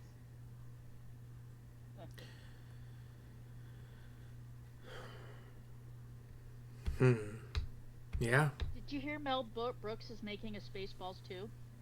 Did not. Yeah, but Josh Gad, I guess, is helping him. But yeah, 97 years old, Mel Brooks. I don't see how it could be as good as any of his other stuff because, you know. But, and sequels aren't. Yeah, like, yeah. Can you imagine trying to make Blazing Saddles nowadays? Yeah. That's still one of my favorite movies. I love that movie. Okay, so continue drawing, por favor. Let's say every centaur is about double the time that it takes Bug Dob, so 40 minutes per 5-foot cube per centaur. Let's just imagine you guys have you guys and or them combined have the shovels and such to make it happen. This is not including the centaurs that would be on distraction duty. And or theoretically, just spitballing here, Neil, as a bard, probably has can hide in the trees, giving him almost total cover, can do distracting shit from the treetops. Just an idea.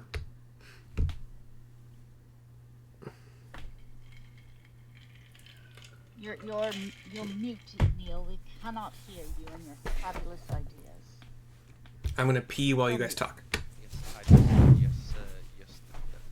those ideas were good. Yeah. I can help with the distraction.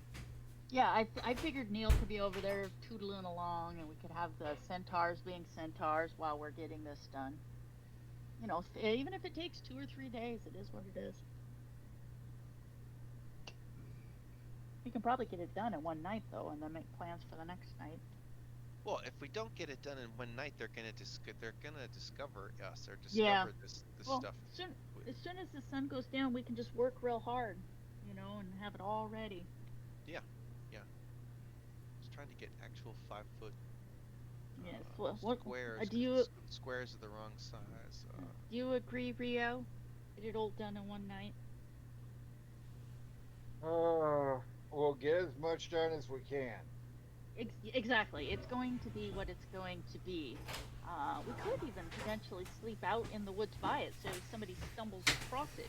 Though I would guess the orcs, I don't know, they might be more active at night, so if we can actively keep them busy at night, we might be all right. To not be discovered during the day. Okay. So yeah, every 5-foot cube is 20 minutes for a bug dob, 40 minutes for a centaur, and we'll just be kind of nice and say an hour for a human or a tiefling or an elf. So Sarissa and Rio. I'm not even going to compute for Neil. Sorry, bud. He's You on get- moral support. You get a little spade. It takes you like 2 hours for it. I'll hand Neil my little compact and tell him, work on your wall face. I'm assuming Yes, Neil. none of you has the cantrip for like the 5-foot cube earth thingy. Neil, you hit your button again, bud. No, I just wasn't talking. Oh, I saw your mouth moving, but like there's no sound coming out. Yeah, I was just like, what? What are you talking about? What spell? Mold earth, Trip. I think. There's one that's like a 5-foot cube. Yeah, it's like earthworks or something, yeah. We don't have any druids amongst us, so Yeah. we need a druid. Or earth wizards. Yeah. Or sorcerers, maybe? I'm not sure if they have it. You have to have a druid around when you need one.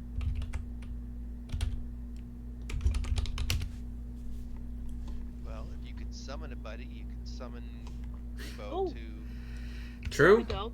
join us. Could Sarissa can either summon Grebo or technically Puika or You have 2 uses per day, yeah. and you can make So, any character up to Sarissa- your level. Yeah, Sarissa could summon up Grebo. Oh, hold on. No, Puika was a druid, but she was a spore druid. And what kind was Puika's? What was? I've only met Grebo and Pip. Yeah. So hold on, let me find Grebo. Pip. It was Pip, right? Yeah, Pip I was think I remember a Pip. I don't think you ever met her. Grebo's. No, but I youngest think she's played. sister. Repeated these names. Oh, yeah, probably. Pip is Grebo's youngest sister. Yeah. Wizard. And, Right. and his oldest sister is Lygia. I never met Lygia. Pip's the only one that decided to become a wizard, so it's kind of like, like I said, it's kind of like when you have a family of lawyers and doctors, and the one youngest kid shows up and says, "I'm going to be a race car driver," and everybody's like, I don't think the analogy holds up from druid to race car driver. "Yeah, but But- I mean, it's just I see what you mean. shocking and, like, nobody's happy." Yeah. So God, Baldur's Gate 3 makes druids out in like the first act to be complete assholes. Which, they're the best. yeah, it's the farthest from my experience with druids, but Yeah, hold on. And as you know, Grebo's thing is earth and plants. Like Grebo always becomes an earth elemental. I recall. Totally up his alley. So mold earth is the cantrip, but that's just you can move like up to 5 move dirt. But I'm sure you could, or we could just flat out use a spell, a big spell. So let's see. Erupting earth, that might be a little violent.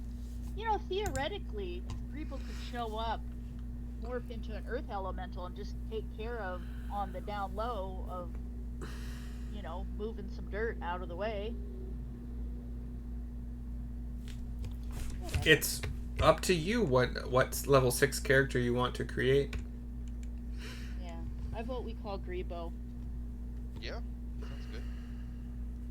Okay, one spells.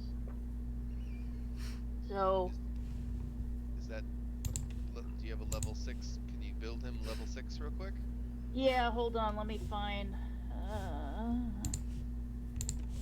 Grebo. I can go in. And, no, it's level 12. Hold on. Yeah. Level 12.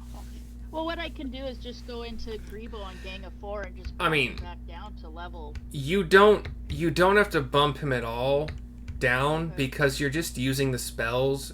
I mean, Yeah. if we get into combat, it will make a lot of difference, but Yeah. you're just choosing Just showing up to basically dig some holes. To help third us- third level spells or lower, Okay, Sure. so. unless you feel like Hold on. multi-classing him for some reason, Yeah. So let me It will. just pull up which would still be probably third. Grebo, and then hold on. So let me look at spells. Or somebody wants to help me figure out. Like I said, he does all his. He could just. He's got the.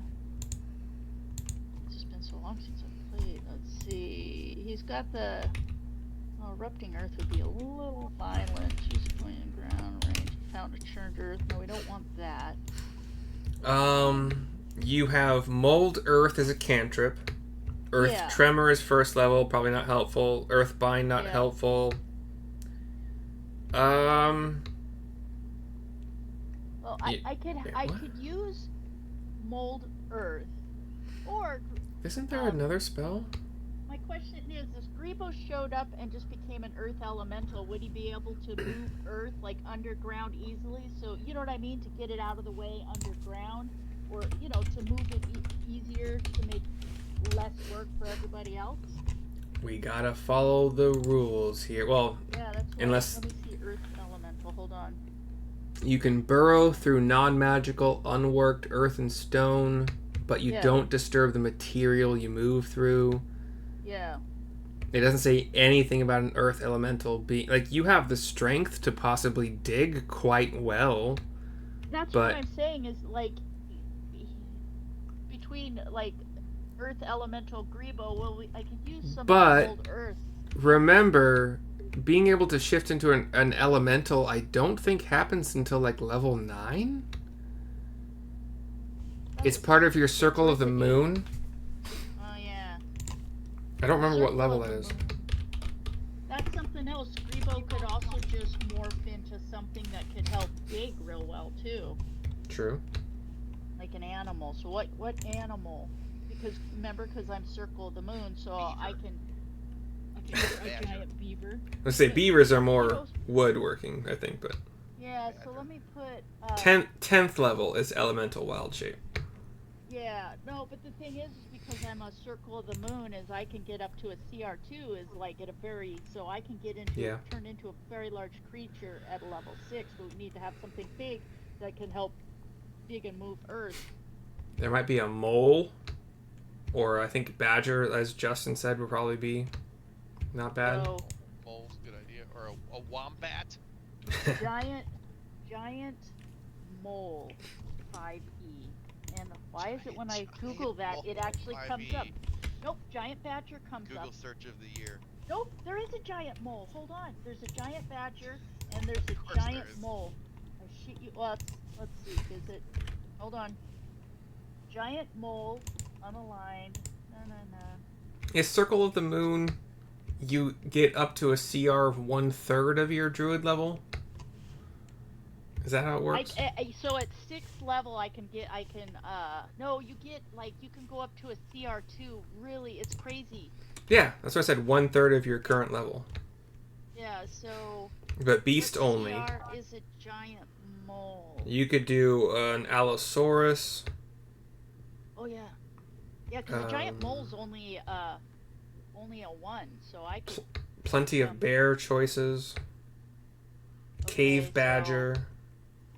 let me type. You guys want me to turn into a giant badger? Badger. Well, not permanently. Oh, well, yeah, not you, Sarissa, but your friend can, yeah. Oh, so hail and well. So when Grebo shows up, he'll be like, "Hail and well met. I am Grebo. Sarissa, why am I here?" How would Grebo know Sarissa's name? Right? No, I would probably just look around and be like, "Why am I here?" Yeah. Do you guys think a giant crayfish would be good at digging? No. Yeah. You would think it would, yeah. They got claws and strength. Yeah, like buckets, scoops, and Let's see. I think Allosaurus with the feet might be good, but like Yeah. the next best is like cave bear, I think. But you already summoned Grebo. Well, who can shapeshift? Well, Grebo can turn into a cave Yeah. bear. Or... I think cave bear or Allosaurus would be the best digger from what I'm seeing from this list that I sent you and guys. Grebo does have a great propensity for moving dirt or turning into a bear. Those are his two things. Isn't there a third level spell you have as a druid that is like a fair amount of earth moving? Yeah, I'm trying to figure out what it is though. I'm drawing a blank. I don't work well under pressure. Hold on. You Druid used spells, druid. something when we were in the underground tunnels where we had the dwarven door where we were trying to guess the password. I think maybe you made a wall of stone, but that doesn't do what we needed to do. Yeah, that's a stone thing. I can make stone. I can also do stone things, but that's stone. Hold on. Druid spells. I don't care about that. Druid guidance, infestation, mold earth. But that's where you can do. How much Cantrip? dirt do you move with mold earth, though? Isn't that the cantrip for 5 foot square? Yeah, it's a cantrip. Yeah. So 5 foot cube, sorry. yeah, but it's still, I don't know. Yeah. You can move a 5 foot cube of earth 5 feet away. So if you want to continue doing that, it's for sure faster than digging. Yeah, and we could also load it into so it can get hauled away, so it's not piled up right next to the pits. So Grebo can show up and start doing the mold earth and just start doing that, and everybody else can focus on just getting the dirt away. Okay, so you would like to have officially summoned Grebo. If that's what I'll do, just because I know what Grebo can and can't do. So And Hail as and you, well met. isn't it only 10 minutes? yes, but it's 10 minutes of every 6 seconds he can move 5 cubic feet of earth 5 feet in another direction. So he can dig quite quickly. Yeah. And then you guys can scoop away the dirt. Yeah. Or mud or whatever. It So, would be hail and well met. yeah, like you said, Why am I here? he says, hail and well met, and why am I here? Who are you guys? Yeah. Who wants to field that question? Sarissa would probably be like, well, hello there. I am Sarissa Strongtwins. These are my companions, Rio and Neil, and everyone else. We are currently going up against some very unpleasant orcs. We need some help digging some holes for pits, for traps. Would you be interested in helping us? I was in the middle of searching for a rat person who can control other rats, and you want me to help you dig holes. You took me away from that to dig holes. Yeah. No, Grebo's easy going. He'd be like, yeah. Sure, but also whatever. Yeah. I'm just having fun. He would, of course, pull out his business cards, though, and be like, if anybody here is ever in need of creative Were you taxation. an accountant at level 6? I thought that was later. No, Grebo had an abacus and everything then. Oh, from He level had 1 business onward. Card. Yeah, he had business Okay. cards and everything. He had plans. I remember the Early on. postcard thing being a theme with Grebo. I don't remember Oh, the yeah. accountant thing until like later levels, but Yeah, he would pull out. He would just hand out cards and say, "Oh, it's um, creative accounting and bespoke knitted wear." all right. Bespoke. With the great Grebo's help, you guys can get this Grebo done. ba erib. You guys can get this done for sure in one night. Depending on how many trenches you want, I see 1 trench and 6 pitfall thingies. I believe Falcon had mentioned possibly having trenches on your flanks as well, but I don't see those drawn. That's a great idea. Is that we gonna get that done too? With Grebo helping, Yeah. even with just 10 minutes. Okay, so let's put the Grebo and the Bug. trenches on. Bug Dob could also be digging, and everybody else could just be moving Yep. dirt away. Bugdob can do one of your 30 feet long by 5 feet by 5 feet trenches in 150 minutes. Let's see. So a little bit less, well, half an hour less than 3 hours. So 2.5 hours would be the smarter way to say that out loud. Stupid. Pretty darn lucky with my trap. You did pretty good, yeah. Not that one. That Well, was a little too still, long. yeah. That was a little too long. Okay. So a nice defensive position, easily doable between Bugdob, the centaurs who aren't playing distraction duty, including the 6 pitfalls you have created. So the pitfalls, the little 5x5x5s, are... Do those no longer have the intention of being like food traps to just get some boars in there before anything else happens? I thought we still just dig them, maybe even dig them a little bit deeper, that if somebody falls in them, they fall in them, and they're out of commission. Rio, are you talking to us or someone else? You're looking off screen, so I would assume someone else. Yes, I'll be back in a moment. Okay. Okay. So if Yeah. the 5-foot cube pitfall traps are no longer meant to be like food traps to just randomly lure the boars,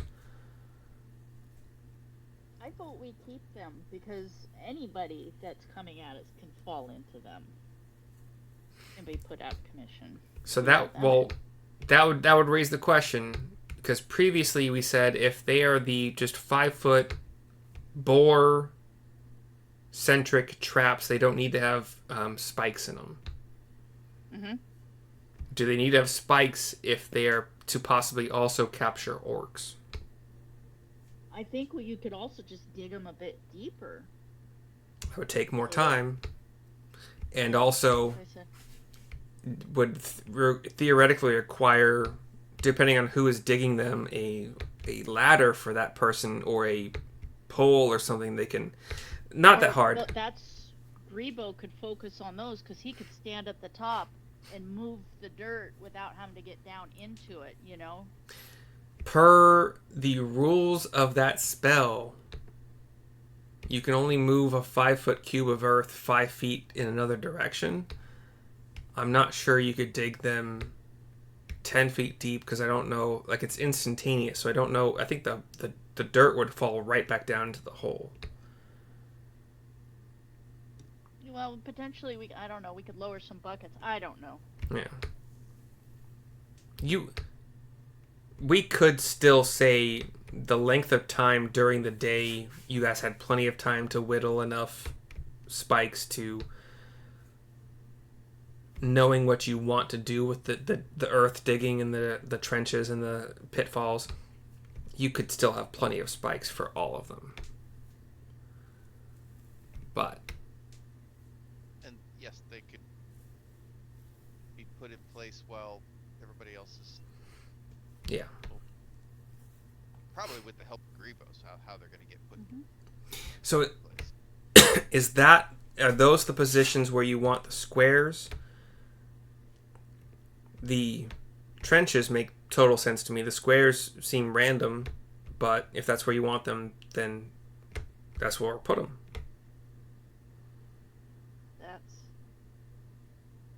Leave that up to Rio. Again, it's all of you, but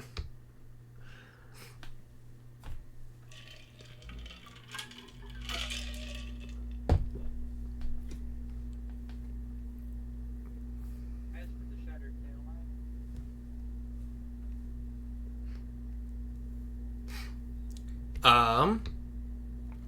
so for now, let's assume that's where you want everything to be. With Grebo's help, even the 10 minutes that Grebo exists, that's plenty of time to move a fuck ton of earth. In fact, that As spell... Grebo goes to disappear, he's gonna be like, don't forget to get a hold of me if you need some bespoke knitted wear. My number's on my card. I'm in Candlekeep. Oh, thanks, Grivo. Very, very Grebo-esque. but Yeah. Postcards and knitting. Yep. Okay, yeah. Takes a night. You guys can all... Are you planning to spend any time here after everything is dug, or just slink back to Falcon's Lodge to rest? Or are you resting here? We should probably rest by the pits just in case Yeah, something I'd happens say we to rest cross here. it. I mean, Yeah. we've gone to all this trouble to Mhm. set this up. We need to be ready to spring into action Yeah. as soon as Yeah. there's a reason And- to. So And if somebody does happen across it, perhaps we could dispatch them before they can alert the others. perhaps, or Yeah, or not. or we'll that's just, it, and then yeah. You know, the fight is on.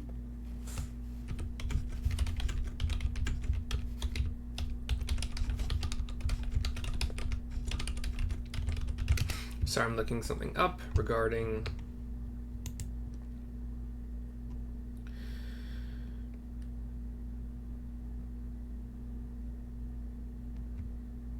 Oh, wow. Apparently the core rules of D&D 5e do not declare when exhaustion constitution saving throws are made for missing a long rest. I can't imagine that it would happen like so soon after your long rest is supposed to have taken place and been completed the second time. So okay, who's got first watch? I'll go first. Okay. Rio always has the last watch. And we're because he needs- sleeping Yeah. during the day. I'm sorry, I'm trying to figure this out. Like This was all dug at night. right. So Yeah. so now this is all done, and now we're talking. What time is it now that we're gonna try to take a rest? Or I would say with Grebo's help, moving a lot of the dirt out, and then assuming that nighttime started at 7:30, and that's when it got dark. That's when you may have started, or you may have started at 8 after watching to make sure there's no patrols that are coming your direction. I don't know. Midnight, 1 a.m. It's completed. Where do you want? we might get a rest in after all. We should try. Yeah, let me put some Yes. tokens finally here. So we can resize him for sure. Where has Fluffy been the whole time, Rio? With me. Okay. So Fluffy's on the map.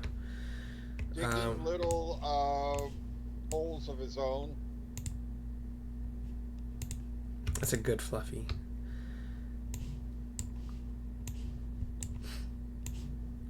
So one of those centaurs is named Xanth, Xanth, and then the rest can be 1 through 4. Sarissa, Rio, Neil. Where is Falcon? Don John Raskin.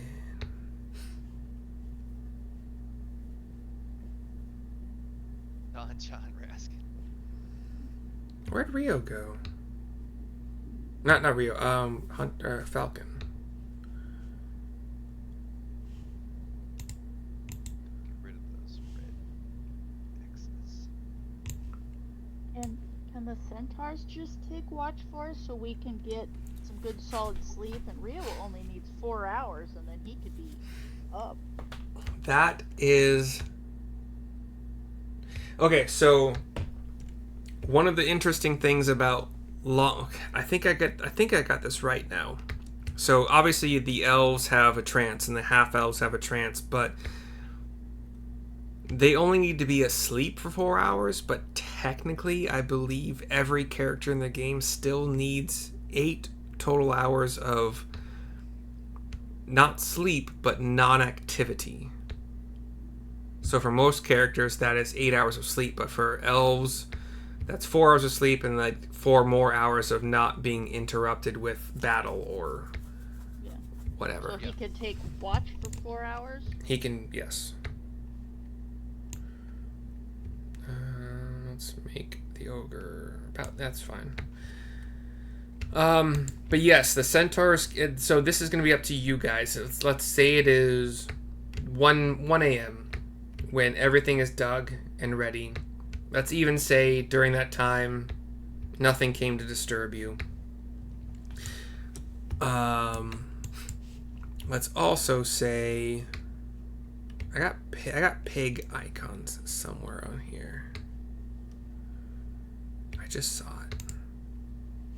There we go.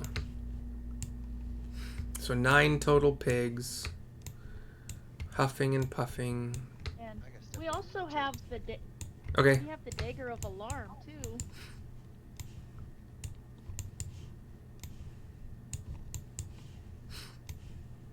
Indeed you do. I'm so worried that once again, even though I think that I've made this a little bit stronger than the encounter normally is, you guys are still just gonna steamroll it.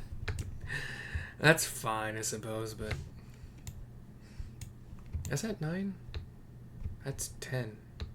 Damn it. Alright. So it's 10. You guys have centaurs and falcon and bugdob, and I think it'll be fine. So you see the pigs roaming around during your digging, and if anybody's like keeping watch, I would assume somebody's keeping watch on the patrols and such around the manse. You would notice an orc or two circling the compound. Maybe here and there the orcs get distracted, and maybe you even see an orc talking to a pig. I don't know if the pigs, like the stat blocks don't say that the pigs, while the anchorites are in pig form, they have any particular ability to speak to the orcs. But I'm just gonna say there's some kind of like telepathy, where if an orc wanted to talk to one of the pigs that was in fact an anchorite, they could have some kind of telepathic conversation, although you'd probably hear the orc speaking out loud while the anchorite spoke telepathy. But none of them notice you. Anybody who is scouting to watch what they're doing would probably return to report. I'm going to say the pumpkin patch is tall enough where if there is migration between the pigs, the boars, you would not necessarily be able to notice that if one boar was the one that an orc happened to talk to with telepathy, it might not be the same location the boar is in later on because of the height of the pumpkin patches. But where do you want you guys can move the centaurs, your horse, Bugdob, yourselves to where you think you want anybody positioned, accounting for at least 2 of the centaurs. Well, they would probably be starting their rest, sure, actually. So, like, basically everybody needs to rest for the amount of time that they generally... Except for the skeletal horse, which is undead. I don't think they have any rest components, so... So Fluffy is not part of it, but the rest of you need to do your appropriate rests and keep watch and whatever.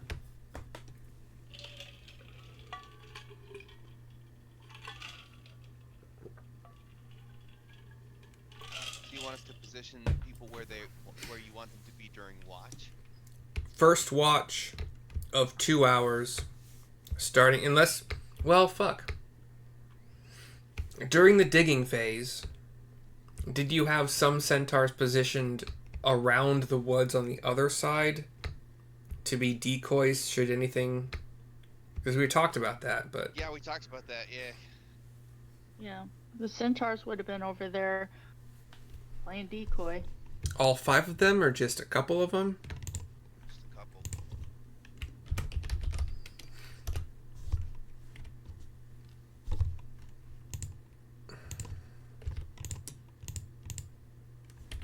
Ah! I just made a super grid. 2... Yeah. Okay. The centaurs are labeled. I was hoping one of you guys would do it while I was explaining, but I just did it.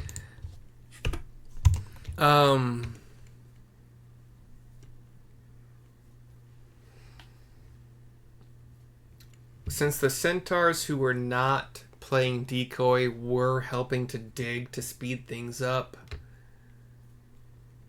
I think the only person that could theoretically have been sleeping earlier would probably be Neil, unless he was also playing decoy on the other side of the manse with the centaurs.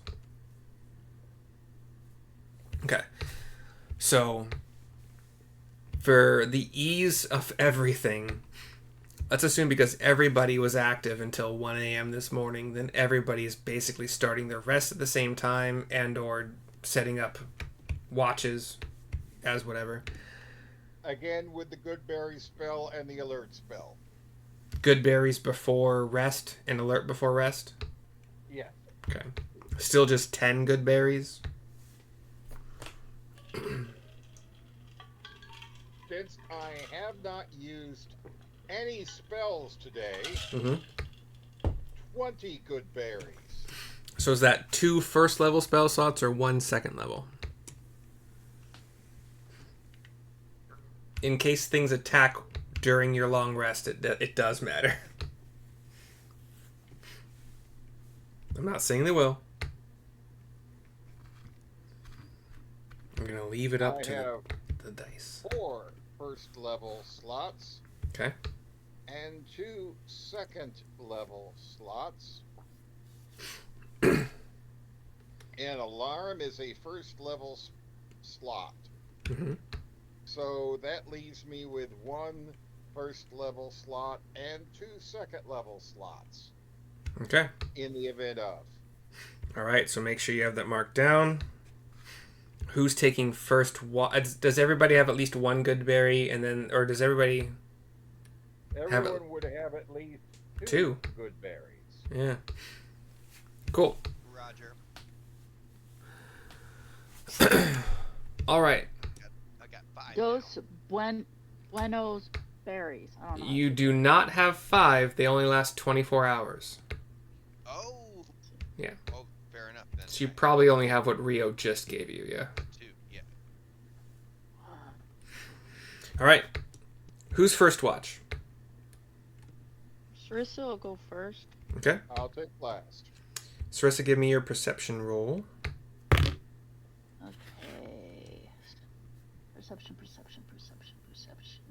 Perception. Meh. 14.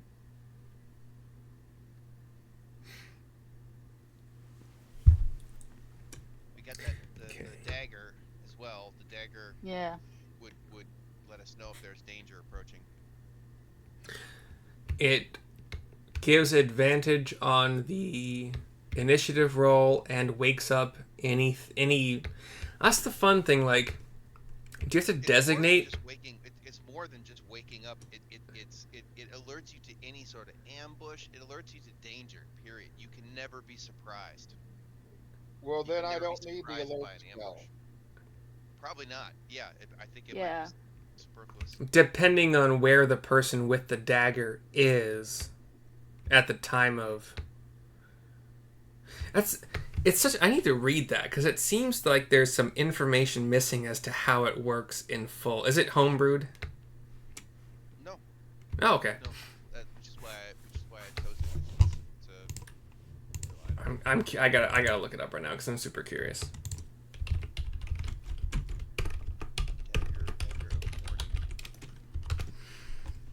Uncommon. Dagger of War. Wait, why did it bring me to this page? Oh, weapon of warning is okay.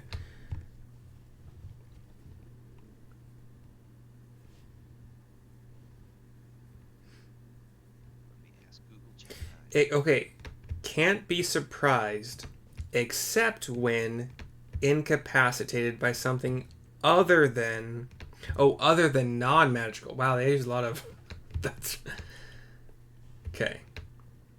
So if you were to be put to sleep by magical means, yeah, the weapon magically awakens you and your companions within range if any of you are sleeping naturally when combat begins. Interesting.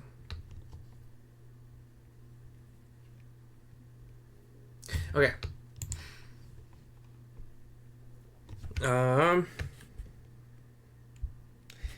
I did actually happen to roll pretty high.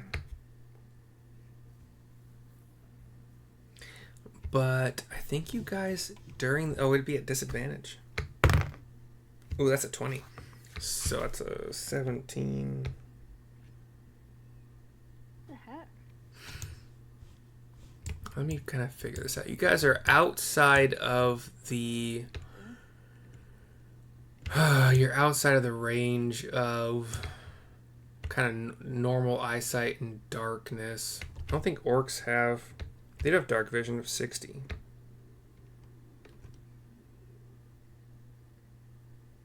I rolled a 17 and a 20. Hold on.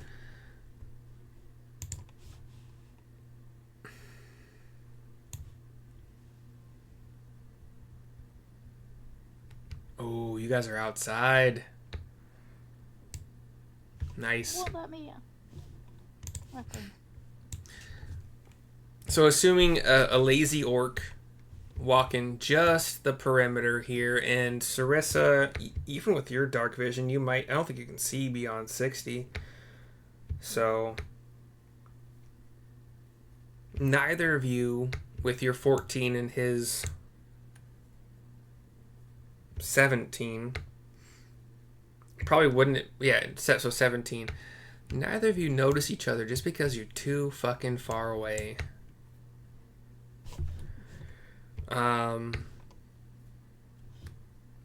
Who wants to take? And nothing else happens. You might hear some critters rustling around, owls in trees, squirrels, whatever, anything nocturnal-ish. Wait, what else did I hear? Owls? Oh, apparently, owls are pretty fucking dumb. Like one of the dumbest birds. Really? Yeah. I don't remember exactly who I heard that from, but they were a reputable source on a podcast. Yeah. I think it was somebody that has worked with a lot of different birds, but anyway. Who wants to take second watch?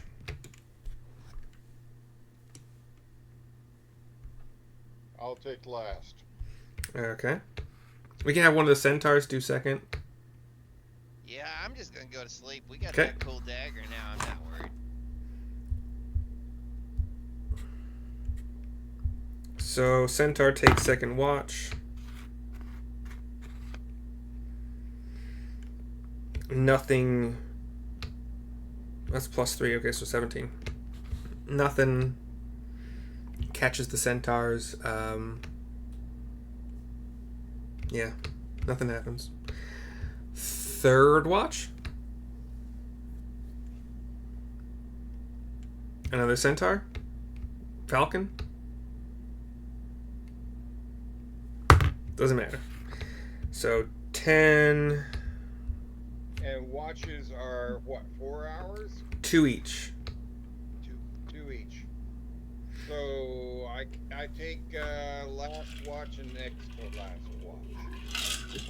Oh. Okay, so give me your perception check. Perception check coming right up. I forgot you had 4 hours of watch.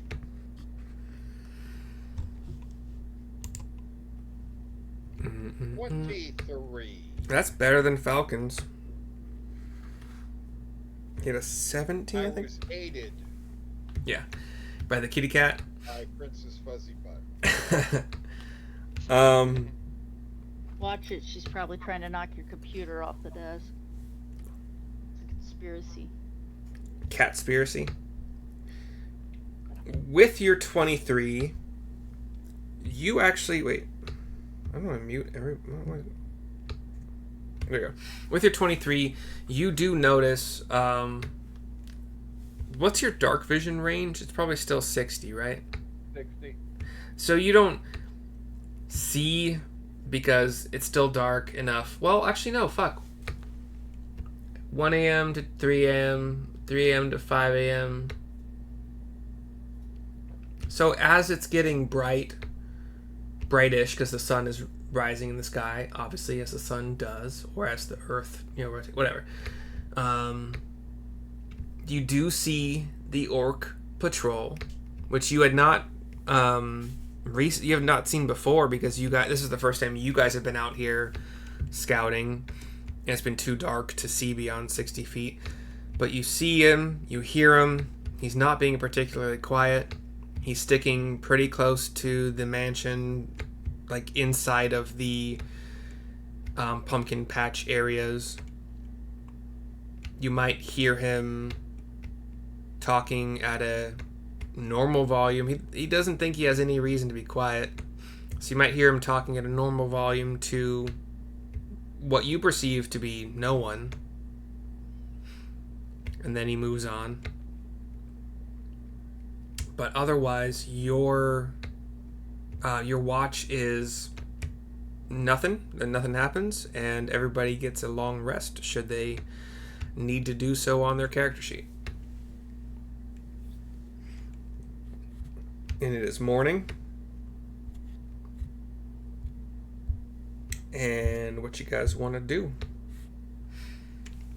Or do you want to save the theoretical battle that's about to happen? Do you want to get it kicked off now with half an hour left to go? Or do you want to save it? We should save it so we can focus on it instead of like halfway through and then it's like, oh, where were we? You're muted, Justin. I don't know. Sorry. Yeah, right. Yeah, I agree. We maybe not this week, but we could do a little bit of planning. So I see two ways. I see two ways to kick this off.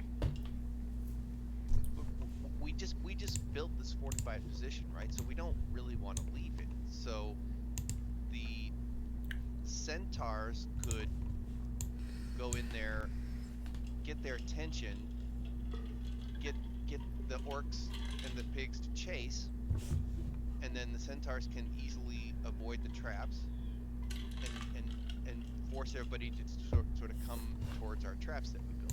That's one way, right? Second thing is that we could do fireball to Of get course, their Neil. attention. We could do a fireball to get their attention, but I don't know if we can. The trick is going to be drawing them into our trap. Yeah. So how do we draw them into our trap?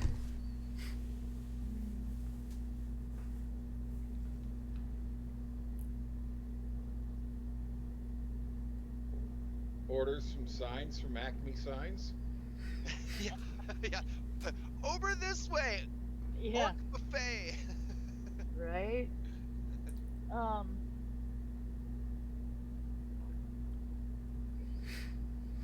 If, because we know that they're followers of that Talos, would insulting their god or something? I don't. Do we know anything about that god? No. I happen to know he is the god of like thunder and storms.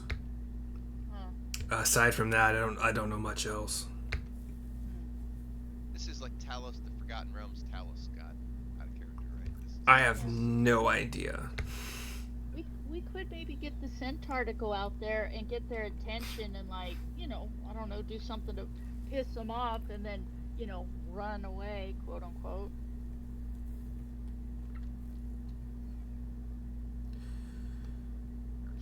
yeah, and piss them off and run away and get them to run into our traps. Yeah.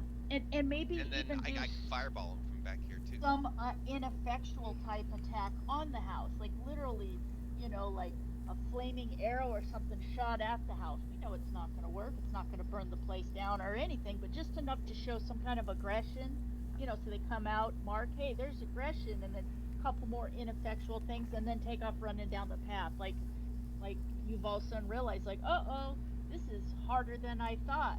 And then they think, yeah, go catch that thing and kill it, moron. See what I'm saying?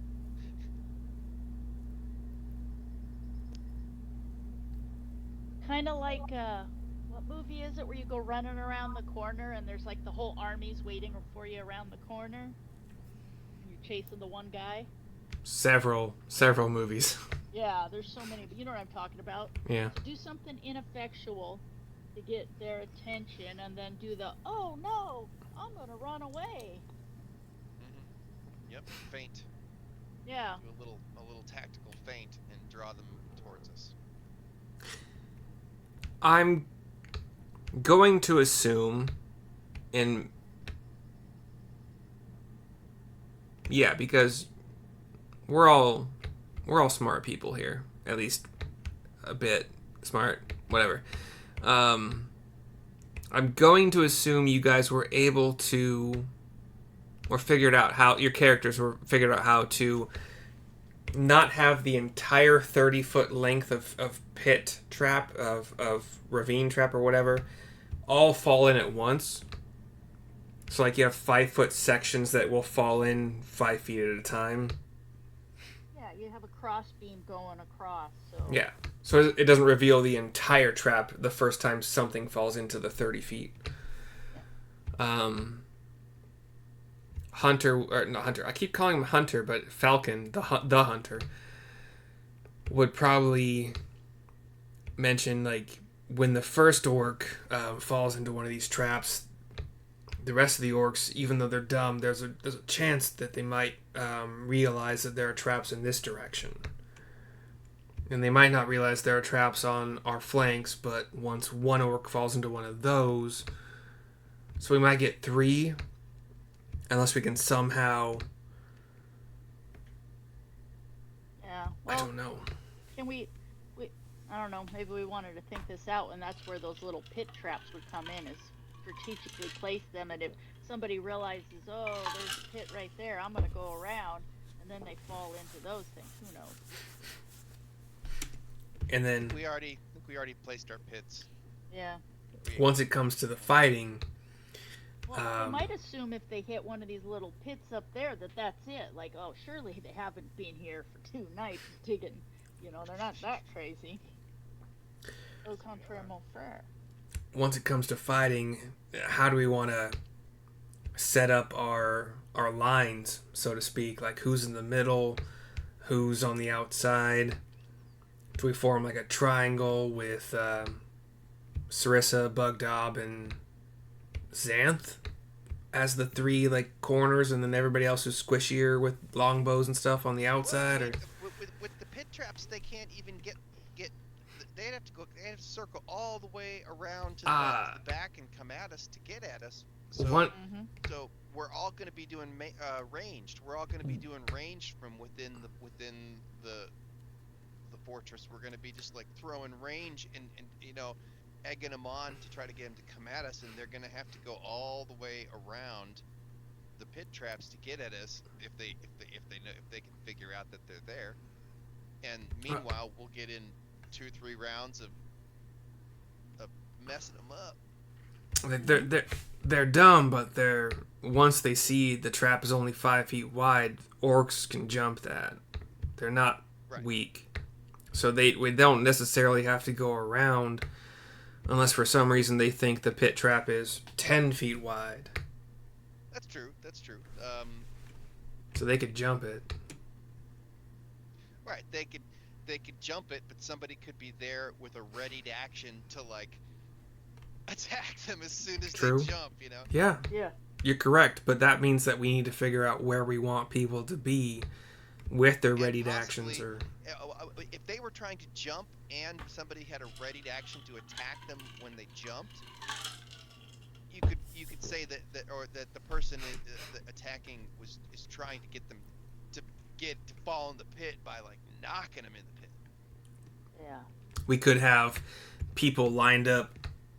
By people I mean centaurs, myself, you guys lined up with long pikes that we could theoretically have made as if a cavalry was charging us, and if they try to leap over the pit, we just skewer them on a pike and they fall into the pit.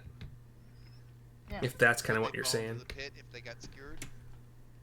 Well, once they are impaled a little bit on the pike, which stops their forward momentum, Yeah, we could where they theoretically go, drop the yeah. pike Yeah. and let Yeah, them you fall. got it just right. Yeah. Yeah, it's a gamble.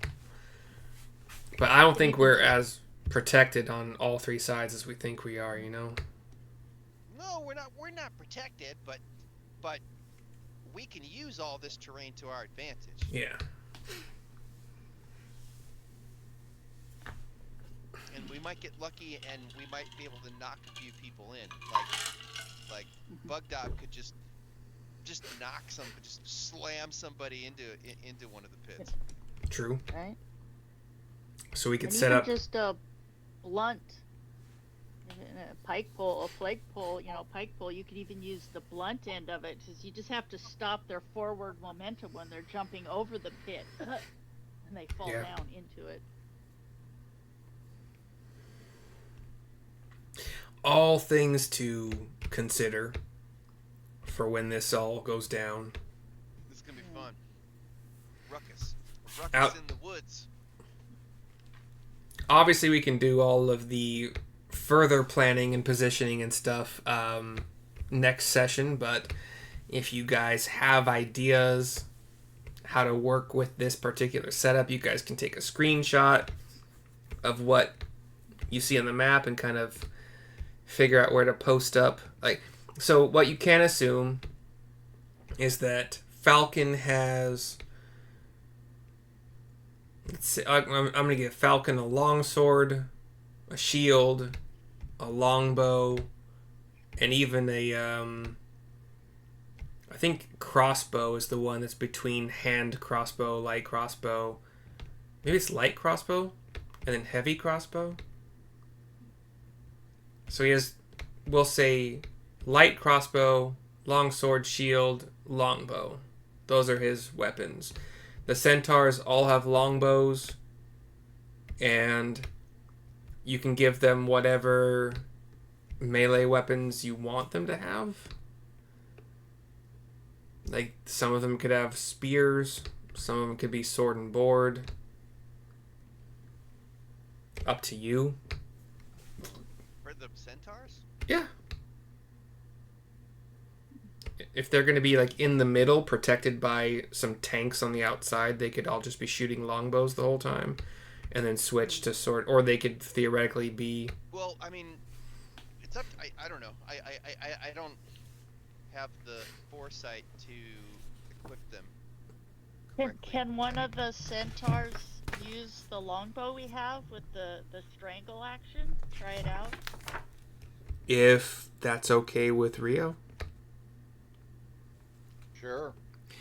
Well, I'm saying because Rio has his, right? Rio, you didn't want that one, did you? Or are you? If you're using it, then yes, you keep it. They can You- just use a regular one. So no, Yeah. I forgot that Rio. You can decided decide to that. Take it, so yeah, Rio, keep that. You guys are all welcome to look up the Centaur stat block.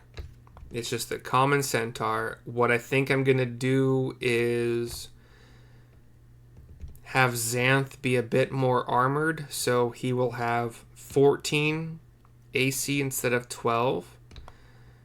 And he will have 60 hit points instead of 45. But aside from that, I think everything else is probably going to stay.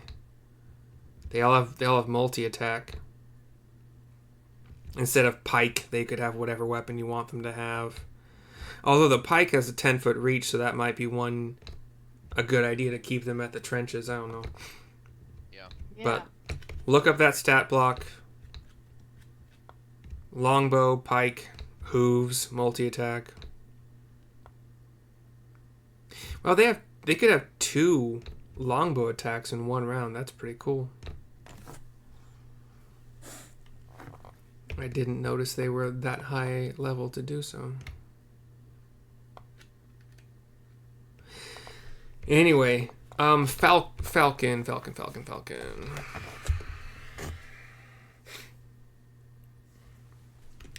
So the Centaurs are considered a CR2. Falcon is considered a CR4. It says he has multi attacks, or two melee. Sorry, wait, hold on. 3 melee attacks or 2 ranged attacks. That's kind of cool.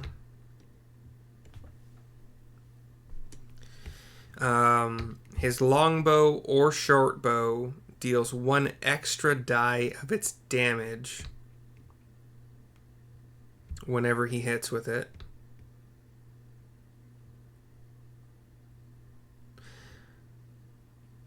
He ignores A D4, did you say? an extra damage die. So if it's a short bow, it's a D8, D6, and then a long bow is fuck. So fuck, man. Let's just pretend. So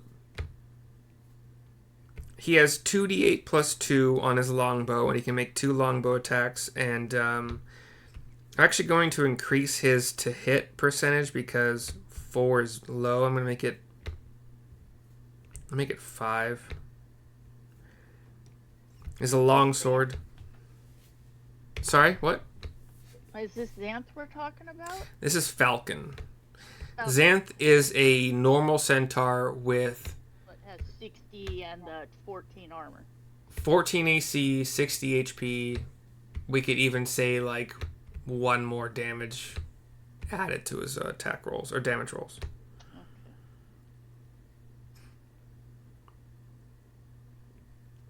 So yeah, both of Falcon's stats are going to be plus 5 to hit instead of plus 4.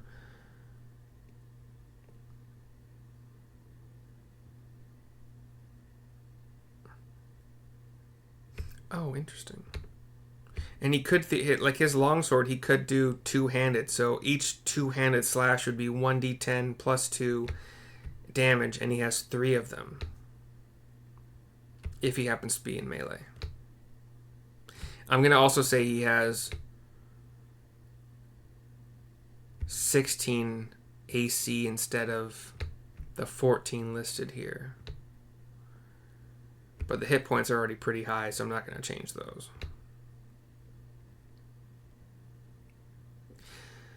So, yeah. Obviously, things can change. Quite a posse. Yeah, things can change when you decide to actually lure things out here to kill quickly or if they happen to swarm. But consider where you want everybody to be for the drawing out of enemies, and then if things happen to get crazy where you want everybody more or less positioned. I think our tankiest people right now are Bugdob with his hit points and armor, Sarissa for sure. Falcon and Xanth are... Falcon has the hit points and... Falcon has almost double the hit points of Xanth and 2 more AC. So he'd probably be a good tank. But Xanth and Fluffy's with us. Fluffy is with you, but Fluffy doesn't have a role in this. he's got horse Rio's stats. gonna ride Fluffy. Fluffy is easily killable. So horse Yeah. Rio, you should mount Fluffy, like gallop around and shoot arrows. maybe. That's funny. That'd be awesome to have him like galloping Right? around. If you do that, if you mount Fluffy, you have Fluffy's movement speed, which I think is 50. I think And- centaurs can move at 50, so it seems like he'd be able to move as fast as a centaur, yeah? Yeah. So you'd have your movement speed will effectively be 50. If you want to have Fluffy attack, Fluffy. Fluffy can do so as Attack, Fluffy! Attack! we'll give Fluffy its own initiative. Otherwise, I would assume you would want to stay out of range of attacks on yourself and Fluffy, because Fluffy is like 12 hit points. And like no AC. It's like 11 AC or 10 AC. But up to you how you want to do that. I would say Xanth and Rio, not on top of Fluffy, make pretty good side tanks.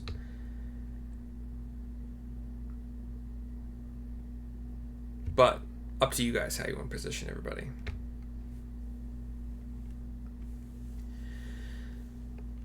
Cool. Any other discussion tonight? Or just want to think about it for a week? Yeah, I'm good. Yeah. This will be awesome. Obviously, you guys can talk in chat, encourage it. Yeah. Sounds good. Yeah. Well then, Cool. Good session. Yeah. Good night, it's y'all. back. good to be back. Yeah, and congratulations. Thank you. Yeah, congratulations. I don't know why, but I was like, it's been so long since I've done this that I don't know if I'm going to be able to get back into it at all, but it was easy peasy. It's always Mary? hard.